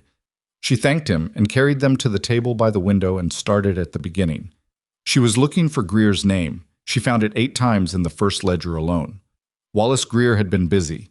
Over the past 4 years, he had acquired, through purchase, foreclosure, and in 2 cases what the records described as voluntary transfer under agreement, 11 separate parcels of land in and around Red Hollow and its surrounding mountain territory. Some of them were small, a lot on the main street, a half-acre near the mill. Some were larger. One, filed 18 months ago, was described as a right-of-way along the eastern approach to the northern ridge. She sat up straight. The eastern approach to the northern ridge ran through the old logging road, the same road she'd identified on the ranch maps 2 days ago. The road that cut through the 30 acres Greer wanted to buy from Silas. She read the filing 3 times. The right-of-way gave Greer access along the historical logging road corridor, but it was contingent. The language was careful, deliberately so, the language of someone who'd had a lawyer draft it, on the road being accessible from its southern entrance. The southern entrance was inside the Brennan Eastern pasture. She sat back. The right-of-way he'd already filed was worth almost nothing without that southern access point. If he acquired the eastern pasture, the right-of-way became active, and whatever arrangement he'd made or intended to make with the lumber company became viable. She didn't know the lumber company's numbers, but she knew timber rights on the northern ridge, if the stands up there were anything like what she'd seen from the trail, would be worth considerably more than anything Greer was offering Silas for 30 acres of mountain grazing. She kept reading. The second and third ledgers gave her more of the same pattern. Greer assembling pieces, working toward something, patient the way predators are patient when they have time on their side. She found 3 other ranching families mentioned in transactions with him. 2 had sold under what the records showed as financial pressure. 1 had transferred access rights specifically, under a promissory note that the land office had recorded as satisfied. She thought about the woman in the market who'd told her Greer had a talent for arriving at the right moment. She thought about Marcus Webb. She went back to the first ledger and looked for Webb's name. She found it once, in a recording of a note transfer dated 14 months ago. A debt originally held by the Red Hollow Merchants Bank had been transferred to private holding, to Marcus Webb specifically. The original debtor was listed as T. Brennan, Ranch Property, Northern Pasture District. She looked at that entry for a long time. The debt had started at the bank. The bank had transferred it to Webb 14 months ago. And the bank's primary depositor and lending partner in the Red Hollow district was... She flipped back to a filing she'd passed earlier, a commercial registration, Wallace Greer. It wasn't proof of anything, exactly. Banks transferred notes. Business arrangements between partners were not unusual. But it drew a line from Greer to Webb to the pressure on the Brennan Ranch that was straighter and less coincidental than it looked from the outside, and she was very good at following straight lines. She asked the young clerk if she could purchase copies of specific filings. He said he could make them at 5 cents per page. She identified 11 pages and paid for them with money she'd been carefully budgeting since her first wage from Silas, and she folded them into the inside pocket of her coat, against her chest, where they would stay warm and dry on the mountain road. She was at the door when she heard the voice behind her. "Miss Alcott." She turned. Greer was coming in from the street. He had on his good coat and the practiced civility, and his eyes went to her, and then to the ledgers on the table, and then back to her with a speed that told her he'd understood the situation in approximately 1 second. "Mr. Greer," she said, "doing some reading." It wasn't a question. "Public records," she said. "Anyone can." "Of course." He came a few steps into the room, not toward her specifically, just into the space, but the effect was the same. The room was small, and he was a large man who understood how to use a room. "Research for the Brennan estate?" "Research," she said, without specifying for whom. He looked at her with something that was no longer the performed pleasantness he'd shown her on the boarding house steps. That had been for a woman he'd assessed as manageable. This was something more serious. "You're a thorough woman," he said. "I've always thought so." "Thank you," she said. She meant it to land as neutral, and it did. "I hope you'll encourage Silas to look seriously at my offer." His tone was still even. "It's a fair price. Better than fair, given the market." "I'll pass that along," she said. "See that you do." He held her gaze for a moment. "The offer has a time frame. I'll need an answer before the month's end." "I'll let him know." She opened the door. Cold air came in from the street. "Good morning, Mr. Greer." She walked out without letting him have the last word, which was petty and deliberate, and she didn't regret it. She needed 2 more stops before the road home. The first was the lawyer's office next door. A man named Aldrich, whose shingle she'd noticed when she came in. She knocked and was received in the way that small-town lawyers receive unexpected visitors, cautiously, not unkindly. She explained in general terms, without specific names, that she was inquiring about the legal relationship between a right-of-way filing and property access. He was a careful man who took notes. He confirmed what she'd suspected, that a right-of-way dependent on a specific access point was significantly limited if that access point was not controlled by the right-of-way holder, and that such a right-of-way, if the access parcel were sold to another party who understood its implications, could itself become a negotiating instrument. She thanked him and paid his consultation fee from the same careful pocket of savings. The second stop was the general store, not Greer's, There was a smaller competitor on the east end of the main street, a cramped place that smelled of dried herbs and machine oil, but carried most of what she needed for the week. She bought what the ranch required and strapped the supplies to Subject's saddlebags. She was tightening the last strap when Mabel Hicks appeared at her elbow. "Heard you'd come down," Mabel said. "Word travels." "It does," Adeline said. Mabel looked at her with the assessing gaze that she'd never fully turned off. "You look different than you did when I had you in the storeroom." "I've been eating regularly." "That'll do it." Mabel paused. "You went to the land office." Adeline looked at her. "You saw me go in." "I see most things on this street." Mabel's voice dropped. "You be careful with whatever you found in there. Greer's been building that picture for 4 years. Men who build something that long don't like having someone knock the pieces over." "I'll be careful," Adeline said. "He's got friends," Mabel said. "Not good friends. The kind who owe him." She looked at Subject, at the loaded saddlebags, at the road north. "The Brennan children doing all right up there?" "They're doing well." "Clara's got her mother's backbone." Mabel said it as though it was a relevant fact, not just a compliment. "Ellen Brennan was nobody's fool either, whatever that's worth to you." Adeline considered that. "It's worth something," she said. She rode back up the mountain. Silas was at the barn when she came in, and he came out when he heard Subject on the road, and he watched her dismount with the carefully neutral expression he used when he was trying not to show that he'd been thinking about something all day. She went inside and spread the copies on the kitchen table and walked him through what she'd found. She did it in order, starting with the right-of-way filing, then the pattern of acquisitions, then the note transfer. She showed him each document and explained the connections without drama, just the facts laid out in the sequence they made sense. He listened without interrupting. This was something she'd noticed about him. When information mattered, he went completely still and gave it his whole attention. It was not a passive stillness. It was the stillness of someone processing hard and fast. When she finished, he looked at the documents for a long moment. "He put Webb up to it," he said. "I can't prove that. But the note transfer 14 months ago, that's when Greer would have started laying the groundwork for the lumber company access. He needed this ranch to be under pressure before he came with an offer, so the price would look like salvation." Silas's jaw was set. "How long has he been planning this?" "The first land filing that seems related is 2 years ago, maybe longer, if there are things that aren't in the public record." He was quiet for a moment. Then he said, "The note transfer is from the bank. If Greer has controlling interest in that bank, and it transferred Brennan debt to Webb on Greer's direction, that's potentially a legal problem for Greer. If you had a lawyer who knew what to look for." She paused. "I spoke to Aldrich." Silas looked at her sharply. "In Red Hollow. I didn't use your name. I asked a general question, but he confirmed the legal implications of the right-of-way, and he knows what kind of question I was asking." She met his eyes. "I think you need to go talk to him directly, with the documents."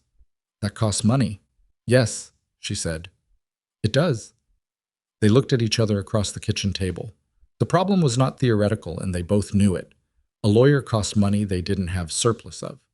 But the Eastern pasture, if she was right about the lumber company, represented the kind of value that made a lawyer's fee look very small. "There's another thing," she said. She pulled out the last sheet from the land office copies, the ones that had taken her longest to understand, that she'd gone back to twice while she was reading. 2 of the other families that sold to Greer, they sold their access parcels specifically, not the full land, just the access easement, through a separate agreement. Silas looked at the filing. "If you sold the access," she said carefully, "not the grazing land, just the road access. But you sold it to someone other than Greer, someone who would use it for something he doesn't control. His right-of-way filing becomes worthless. Or at minimum, it becomes complicated. And a complicated right-of-way is a poor foundation for a lumber company agreement." He looked up. "Who would buy a road access easement in this district, other than Greer?"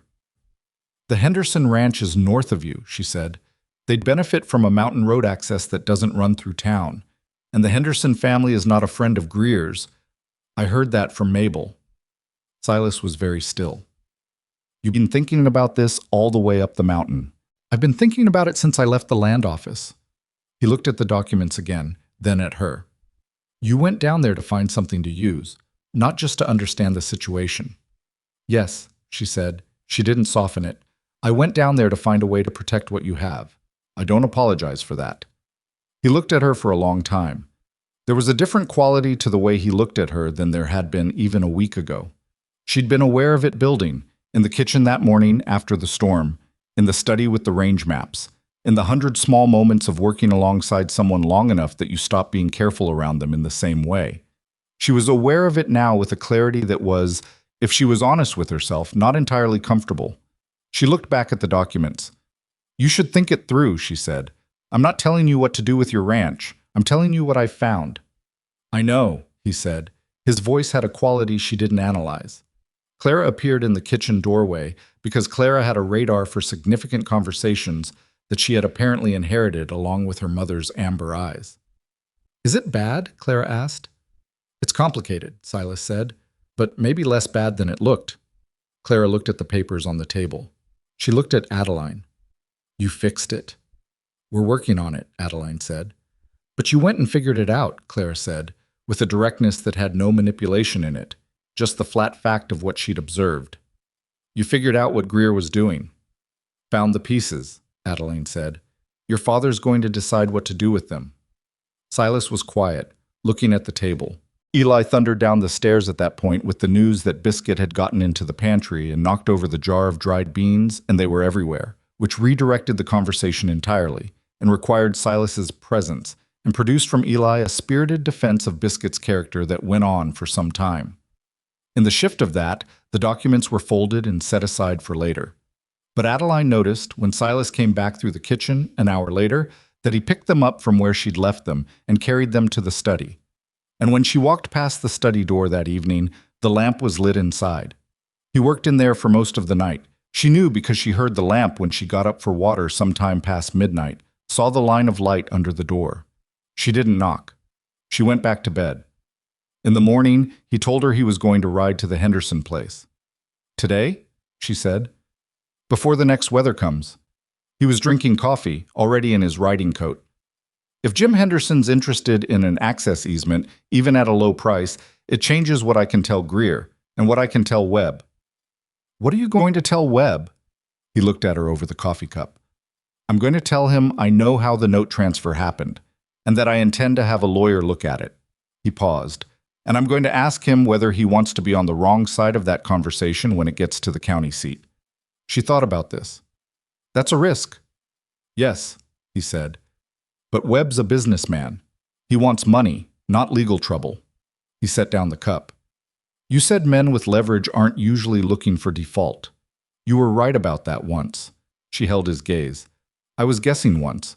You were reading a situation," he said. "So am I." He left before 7.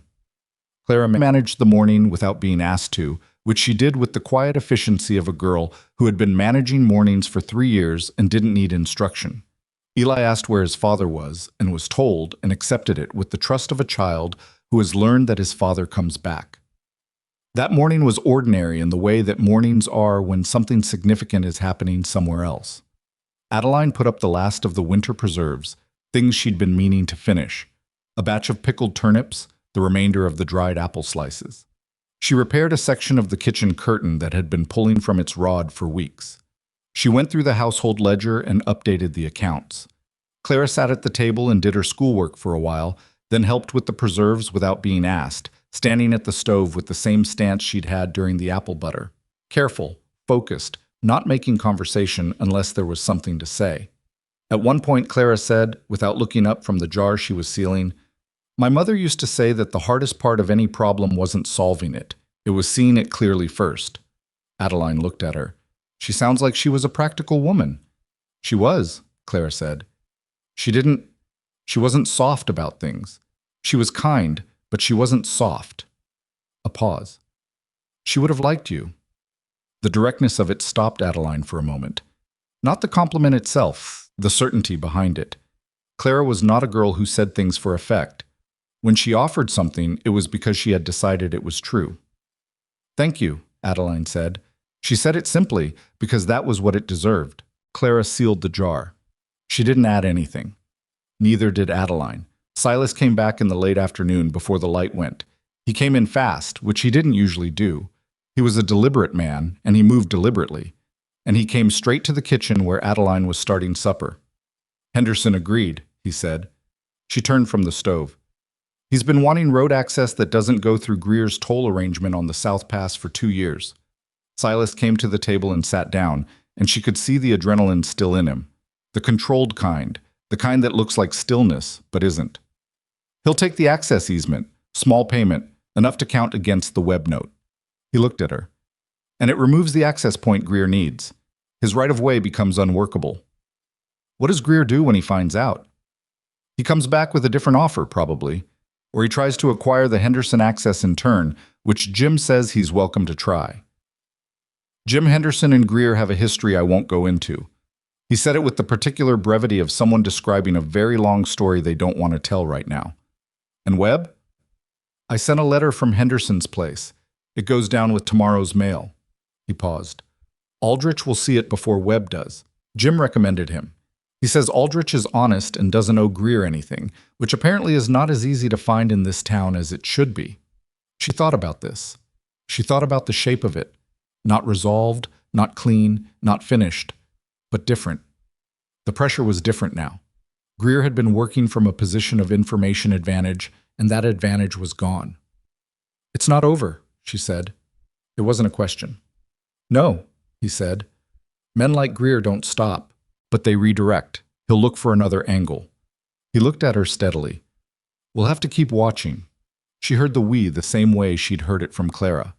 Without making anything of it, just noting it, she turned back to the stove. Supper in 20 minutes, she said. He didn't get up immediately. He stayed at the table. She could feel him there behind her, the particular presence of him, which she had become more aware of than she intended and less capable of not being aware of than was sensible. Adeline, he said. She turned. He was looking at her with an expression she'd seen before, that three-part processing, but this time the third part, the one that usually resolved into practical override, didn't. This time all three parts stayed there at once, on a face that was not in the habit of leaving things unresolved. I want to... He stopped. She waited. I don't know how to say this without it coming out wrong, he said. Try, she said. She said it without inflection, but she turned fully from the stove, which was something. He looked at the table first, then back at her. When you went to the rim during the storm, and then when you went down to Red Hollow, and just every day, since the beginning. He stopped again. The words were not coming out the way he wanted them to. She could see that it was not his natural mode, this kind of talking. I notice, he said finally, what you do. I notice all of it. She looked at him for a moment. The fire in the stove made a small sound. Somewhere upstairs, Eli was moving around in his room in the energetic way of a child who has been inside too long. I know, she said. It was not an encouragement. It was not a withdrawal. It was the truth, stated plainly, the way she'd learned to state things with him, directly, without ornament, leaving room for whatever came next. He nodded. He looked at the table one more time. Then he got up and went to wash up before supper, and she turned back to the stove, and neither of them said anything else about it. Clara came down shortly after, took one look at the kitchen, and began setting the table without comment. Eli thundered down behind her and immediately asked if whatever was in the pot was ready yet. Silas came back from washing up and sat at the table and asked Pete about the horses in the easy, exhausted way of a man at the end of a hard day that had ended better than it started. The supper was plain. There was nothing fancy available, just what the ranch produced and what the store carried when you were buying carefully. But it was warm, and the kitchen was warm, and the lamp was lit against the early dark that came fast up here once November settled in. Adeline set the pot on the table. She sat in her chair, she thought, without deciding to think it. It had become her chair the way the corner of the kitchen counter had become her working space, and the small bedroom at the back had become somewhere she recognized when she walked into it at night. Hers in the way that things become yours through daily use and daily presence, through the accumulation of ordinary moments. Eli said the soup was good. Clara said it needed more salt and reached for it herself. Silas asked Donnie at the far end of the table whether the south fence needed the attention Pete thought it did, and Donnie said yes and then some, which led to a conversation about materials and timing that Adeline mostly followed and partly didn't, But she found she was listening not for the specific information, but for the pattern of it. The way the ranch thought through itself at the dinner table, the way a family's practical concerns became its evening conversation. She was part of this table. She was not certain what that meant, or how far it extended, or whether the ground under it was as solid as it felt on any given evening. But she was in it. Outside, the mountain had gone completely dark. The next weather was probably 3 days out, if the pressure held, and there were still repairs to make and records to file, and a man in town who would recalibrate and come back with a different angle. There was still the web note, not cleared, just reshaped. There was still a ranch that was fragile in the way that everything on the frontier was fragile. Not broken, but requiring continuous effort to keep upright. But tonight, there was soup. There was the lamp. There was Eli explaining to anyone who would listen that Gerald the Rock had been joined by a smaller companion rock, which he had named Gerald Jr., and the Gerald family was growing, and this was good news. Silas looked at her across the table. She looked at him. It lasted exactly as long as it needed to, and then they both looked away. Some things didn't need to be said yet. Some things were already understood. Aldrich's letter arrived on a Thursday, 12 days after Silas had sent his own. It was a careful letter, a lawyer's letter, precise and without excess. But what it said was clear enough. The note transfer from the Red Hollow Merchants Bank to Marcus Webb, executed 14 months prior, contained a procedural irregularity. The transfer had not been properly recorded at the county seat within the required window, which meant the enforceability of the accelerated timeline Webb had imposed was, at minimum, legally questionable. Aldrich did not use the word fraudulent. He used the phrase potentially prejudicial to the debtor's statutory rights, which meant the same thing in the language lawyers use when they want to be accurate without being inflammatory, in a letter that might be read by multiple parties. Silas read it at the kitchen table with his coffee going cold beside him, and his face doing the controlled, processing stillness that Adeline had learned to read as a man absorbing something significant. She read it after him. She sat with it for a moment. "He made an error," she said. "Or someone made an error on his behalf," Silas said, "and he didn't check closely enough." He looked at the letter. "Greer moves fast when he's assembling pieces, fast enough to miss steps sometimes. What does Aldrich recommend?" "He wants to meet. Both of us, if I'm willing." He looked up. "He says the person who identified the filing discrepancy should be present." She understood what that meant. "When?" "He can see us next week if the road holds." She nodded. He folded the letter and held it for a moment. Outside the kitchen window, the mountain was doing what it did in November, sitting under a flat gray sky, holding whatever it was holding, giving nothing away. The days had gotten short enough that by 4 in the afternoon the light was already going amber and thin, and by 5 it was full dark and the temperature dropped fast. "Adeline," he said. She looked at him. "What you found in those records?" He paused, choosing. "It changed what was possible. I want you to know I understand that." She looked back at him steadily. "You would have found it eventually." "Maybe," he said, "but not before the deadline, and not in time to go to Henderson." He set the letter on the table. "I don't say thank you well. Clara tells me this regularly." The corner of her mouth moved. "Clara is correct about most things." "She is," he said. "It's inconvenient." He stood up, picked up his cold coffee, looked at it, set it down again. "We should go to Aldrich together. You understand the documents better than I do." "All right," she said. He went out to the barn and she sat at the table for a moment with the letter between them, thinking about the particular shape of what was happening. Not the legal shape, which she understood, but the other shape, the one that had been building since a 7-year-old boy had stood in front of her on boarding house steps and asked why she looked so lonely. She was not lonely now. She noticed this the way you notice the absence of a sound you've been hearing so long you stopped registering it, only in the moment it stops. The meeting with Aldrich happened on a Tuesday, when the road was passable and the sky was holding. They rode down together, which was the first time she and Silas had made the mountain road as a pair rather than separately, or with a purpose that kept them from noticing the ride itself.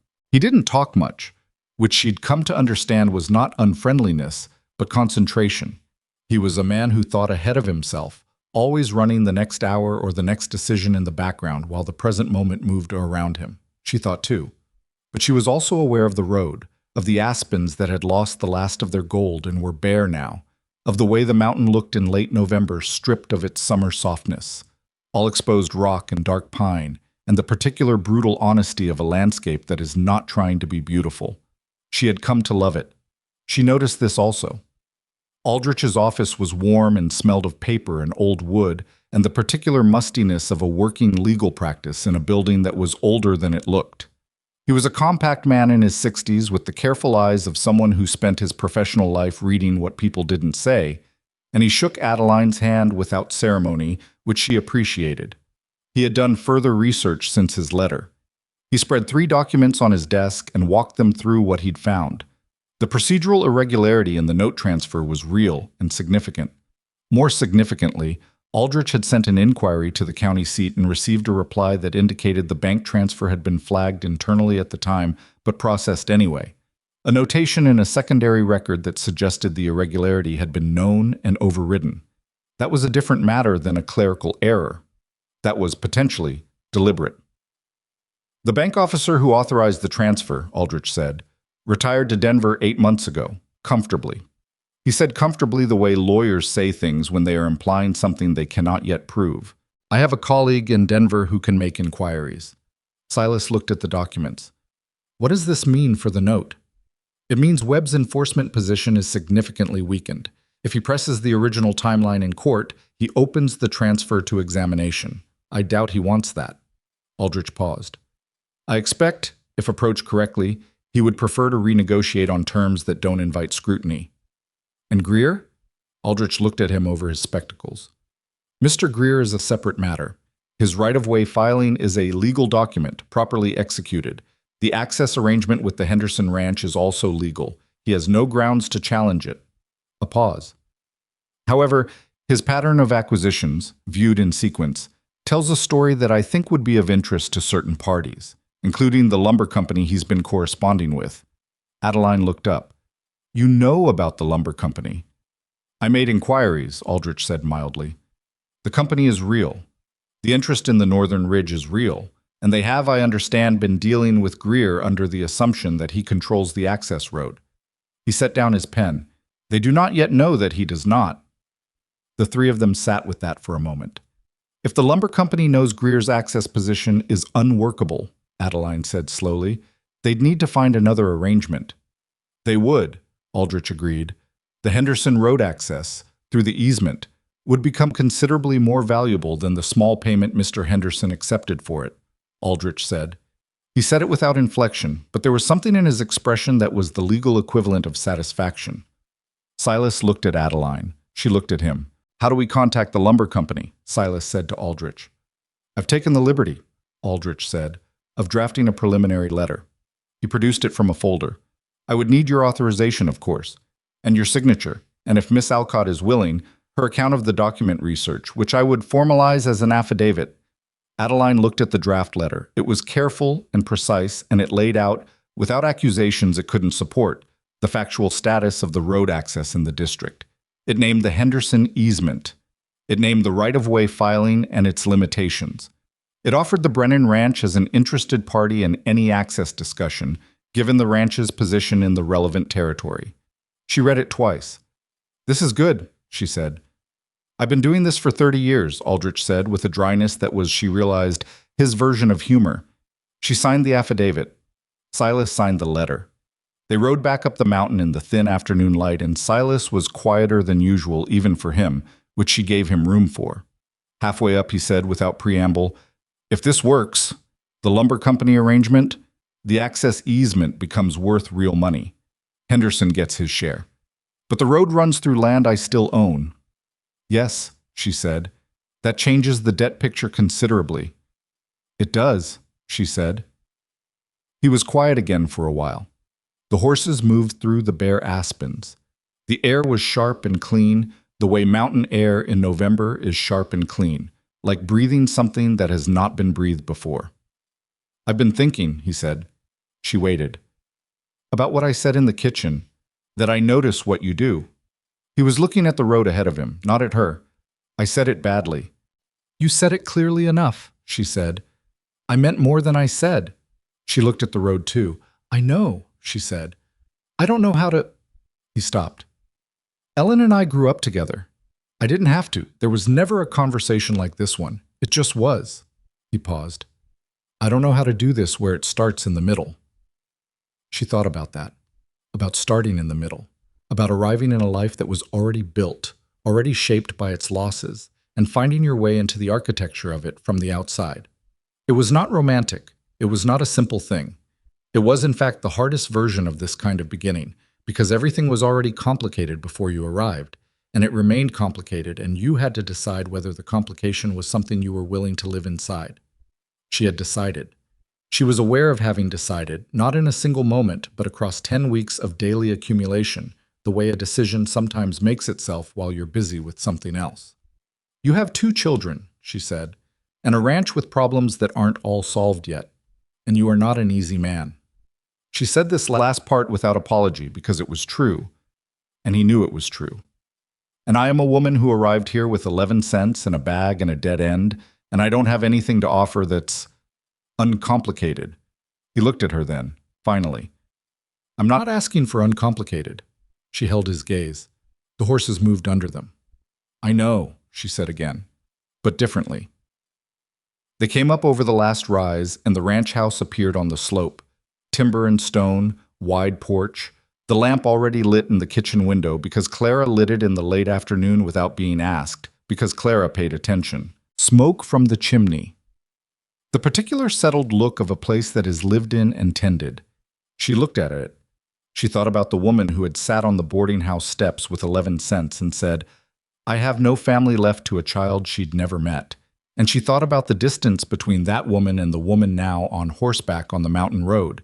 And she thought that the distance was not what she would have expected, measured in miles or time.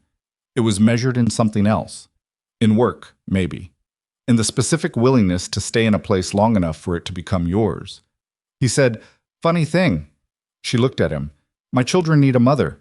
He said it straight, looking at her, no performance in it. It was almost exactly what Eli would say. The simple fact of a thing, offered without decoration because decoration would only get in the way. And I need, he stopped. I need what you are, he said. Whatever word fits that. She felt something move in her chest that was not small and not careful, and not the new ice fragility of the early weeks. It was something that had been building long enough to have weight to it. That's not a very elegant proposal, she said. No, he agreed. It isn't. She looked at the house. She looked at the lamp in the window. Yes, she said. He nodded. He looked at the road again. She looked at the road again. They rode the last quarter mile to the barn in the ordinary way, and he took both horses and she went inside, and Clara looked up from the table and looked at her face and seemed to read something in it that she didn't comment on, and Eli appeared from somewhere asking about supper with the reliable urgency of a child for whom supper is always an immediate priority. It was not a dramatic moment. It was not the kind of moment that announces itself. It was just the moment after something had been decided and life continuing, which is what life does. 3 weeks later, Aldrich's second letter arrived. The lumber company had withdrawn from their arrangement with Greer upon learning the correct status of the road access.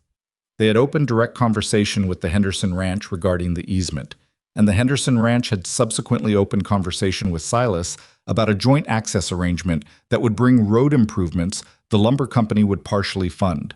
The numbers in this letter were different from any numbers that had appeared in the ranch's ledger in 3 years. They were the kind of numbers that made Marcus Webb's note look like a smaller problem than it had seemed in October. Webb settled. Not graciously. He was not a gracious man. But he settled, and the note was cleared, and Aldrich filed the satisfaction at the county seat with the brisk efficiency of a man who had been waiting to do so. Greer came up the mountain one more time. It was a cold December morning, 2 weeks before Christmas, and he arrived without warning the way he always did, as though his presence was expected and his reception guaranteed. Adeline was in the kitchen and heard the horse on the road and looked out the window and saw him coming. She went to the door before he knocked. He looked at her. She looked at him. The cold air moved between them. Mr. Greer, she said. He had, she noted, lost some of his expansiveness. He was still a well-dressed man, still a man who took up space. but the specific confidence of someone who believes the board is arranged in their favor was quieter than it had been. "I'd like to speak to Brennan," he said. "He's in the barn. I'll let him know you're here." She didn't move from the doorway. "What's the purpose of the visit?" He looked at her steadily. "Business." "The road access is settled," she said. "The web note is cleared. Whatever business you're here to discuss, I'd like to understand it before I bring him in from his work." His jaw shifted. This was new, being managed at the door of a place he'd expected to control. "You've made yourself comfortable here," he said. It was not a compliment. "I've made myself useful," she said. "There's a difference." He looked at her for a long moment. She held it without moving. "I want to make a different offer," he said finally. "The northern pasture land. I'm not interested in the eastern section anymore. The access situation has changed." "I know it has," she said. Something moved in his face. Not quite respect, but the recognition of a person who has understood you, which is sometimes harder to receive than opposition. "You figured that out," he said, "from the land office records." "Public records," she said. "Anyone can read them." "Not everyone knows what they're reading." He paused. "You're smarter than I accounted for, Miss Alcott." "Most people are," she said, "when they have reason to pay attention." He stood there for a moment. The horse behind him stamped in the cold. The smoke from the kitchen chimney went straight up in the still air. "I'll speak to Brennan," he said. "I'll let him know you're here," she said again. "But I'll tell you now, Mr. Greer, the northern pasture isn't for sale either. The ranch is in a different position than it was in October. You might want to consider that before you sit down." She went and got Silas. The conversation in the kitchen lasted 40 minutes. She was present for it, sitting at the side of the table with the household ledger open in front of her, which made her presence functional rather than merely observational. Greer made his offer. Silas heard it without expression. He said he'd think on it, which was not a yes, and which Greer understood was probably never. But the conversation was civil, and when Greer left, he left without the satisfaction of having accomplished what he'd come for, and without the leverage he'd had in October, and without the access road that had been the center of his 4-year plan. He did not come back a third time. Pete told Donnie that winter, within earshot of Adeline, that Greer had started looking at properties in the Southern District. Moving on, finding the next arrangement. That was the thing about men like Greer. They were patient and strategic, but they were not attached to any particular outcome. They just needed a direction to move in. Now they had one that wasn't north. The wedding was in January, on a day when the mountain was holding a foot of clean new snow, and the sky was the kind of blue that only happens in winter at altitude. It was not a large event. Aldrich rode up to witness the paperwork. Mabel Hicks came, because Mabel went where things of significance were happening. Pete and Donnie stood on the porch in their good shirts with their hats in their hands. Eli wore his best coat and stood next to his father with the solemnity of a boy who understood the occasion required it, though he broke solemnity once to point out to Mabel that Gerald Jr. had been joined by a third rock, Gerald II, and the Gerald family was now a colony. Clara stood beside Adeline. She had not said much the night before, when Adeline had sat on the edge of Clara's bed and asked whether she was all right with this.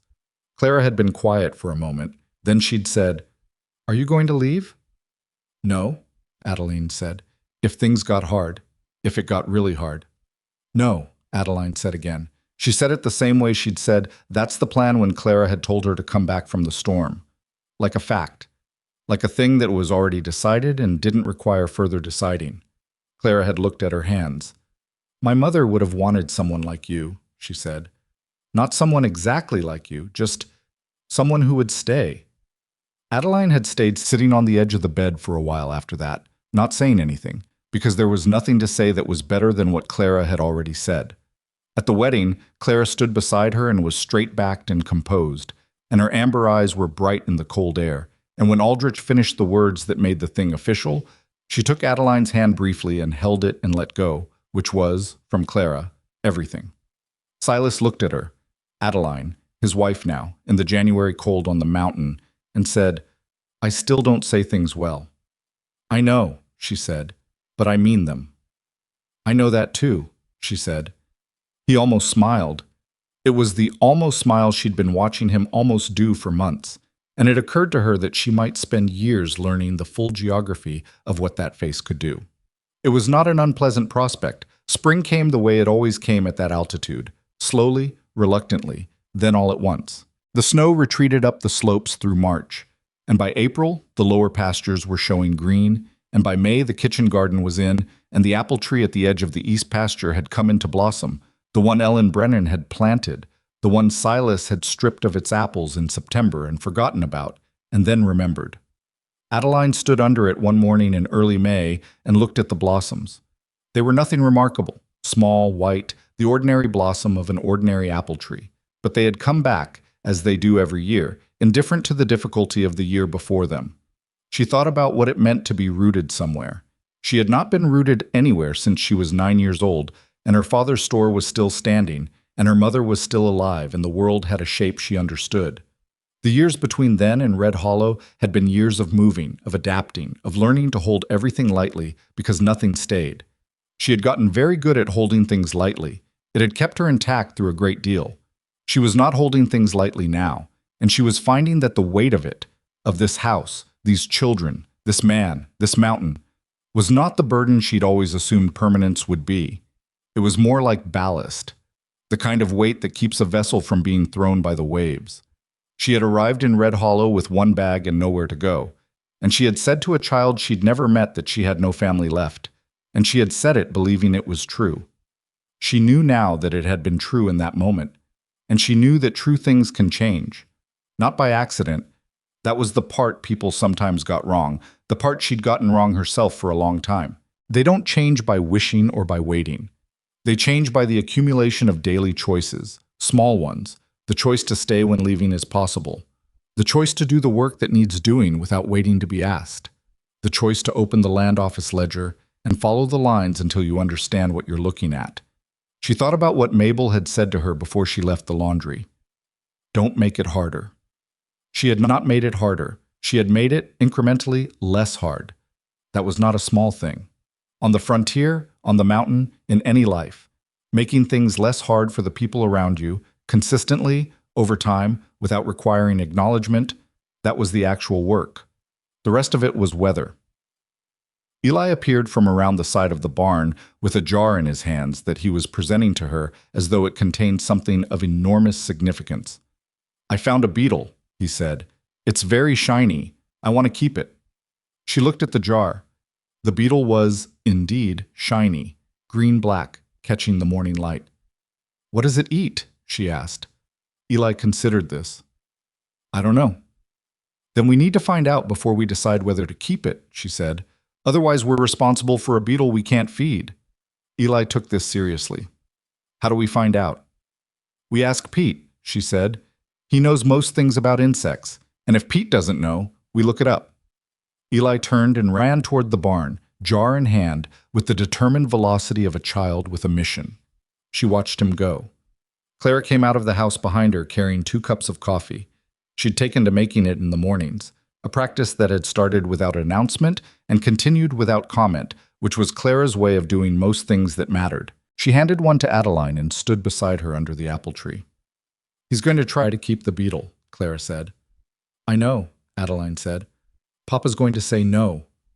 Probably. Then Eli will name it anyway and let it go and claim that it lives near the barn and comes back to visit. Adeline looked at her. Has he done this before? The crow, Clara said. Gerald the crow. He names everything. Adeline turned that over. Gerald the crow. The one who steals from the barn. Eli decided it's the same crow every time and they have a relationship. Clara sipped her coffee. They might. It might be the same crow. The point is, he decided. Adeline looked back at the east pasture. The apple blossoms moved in the light May wind. The mountain above was still white at the peaks, but the lower slopes were coming back. That particular green of high-altitude spring, vivid and brief, the kind of green that knows it won't last long and commits to it anyway. Clara, she said. I want to plant more up here. The kitchen garden. I want to expand it. Put in another bed along the south wall and maybe a section for herbs. She paused. And I want to teach you the preserving properly this fall. Not just the apple butter, everything, so you have it. Clara was quiet for a moment. So I have it, she repeated. In case I'm occupied, Adeline said. She said it carefully because this was not something she'd told anyone yet, and she wasn't entirely certain of the timing, and Clara was 13 and perceptive and would understand immediately. Clara looked at her over the coffee cup. She understood immediately. She looked at the pasture for a moment. Then she said, "Does Papa know?" "I'll tell him tonight," Clara nodded. She was doing the processing thing, her father's thing, the controlled stillness over something significant. Then she said, "I know how to make the apple butter already." "You know how to stir it," Adeline said. "There's more to it than that." "Then you'd better teach me," Clara said. Not unkindly, just practically. Adeline taught her that fall, and the fall after that, and the winter preserving, and the spring planting, and the household accounts, and what to look for in a land filing, and why it mattered, and how to read the shape of a negotiation from the outside, and a dozen other things that Clara absorbed with the same focused attention she brought to everything, storing it all in the manner of someone who intends to use it. Because that was what you did when someone finally stopped leaving. You learned from them. You took what they brought and you made it yours, and then you carried it forward into whatever came next, and the knowledge didn't belong to one person anymore. It belonged to the family, and the family kept it. Silas found out that evening, as promised. He sat at the kitchen table for a long moment after she told him, his hands around his coffee cup, looking at the table. Then he looked up. "You're all right?" he said. It was the first question, not the practical questions. Those would come, and she'd expected them. The first question was that one. "I'm all right," she said. He nodded. He looked at the table again. "We'll need to talk to Aldrich," he said, for the legal purposes." "I know," she said. Another pause. "The bedroom at the end of the hall needs the window resealed before winter. If we're going to use it for—" He stopped. His voice had done something he hadn't intended, and he was managing it with the particular effort of a man who has decided he is not going to be undone by a feeling at his own kitchen table. She put her hand over his on the table. Just that. He turned his hand over and held hers. They stayed like that for a while. In the kitchen that had become theirs. In the house on the mountain that was theirs. With the winter coming and the spring that would follow and the summer after that, all of it uncertain and demanding and real. Outside, Eli had apparently convinced Pete that the beetle was a rare specimen and had been given provisional permission to maintain the jar on the windowsill of the bunkhouse as long as he provided documented evidence of appropriate feeding. Pete had drawn the line at naming it. Eli had agreed to these terms and immediately named it Gerald III in his own private accounting, which Pete didn't need to know about. The Gerald family was now, by Eli's count, a dynasty. This was the thing about the frontier, about this mountain, about the particular hard and demanding life that Red Hollow required of the people who chose to stay in it. It didn't ask you to be exceptional. It asked you to be present, to show up each morning and do what needed doing, even when you were afraid, even when you were tired, even when the shape of the future was unclear, and the weather was coming, and the numbers didn't add up the way you needed them to. It asked for the ordinary daily commitment of a person who has decided that this specific life, this specific place, these specific people, is worth the effort. Adeline Carter had arrived on these steps with nothing and had made herself into something, not through drama or rescue or a single heroic moment, but through 10,000 small decisions to stay, to work, to look clearly at what was in front of her and refuse to look away. She had no family left, she'd said. She'd said it like it was the end of something. She understood now that it had been, and that endings are only the beginning of whatever comes next.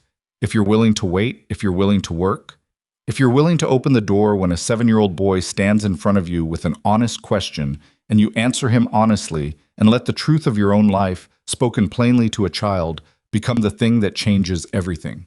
She had walked into this family through that door, and she had stayed. She would keep staying. That was the whole of it. On the frontier in the end, that was always the whole of it.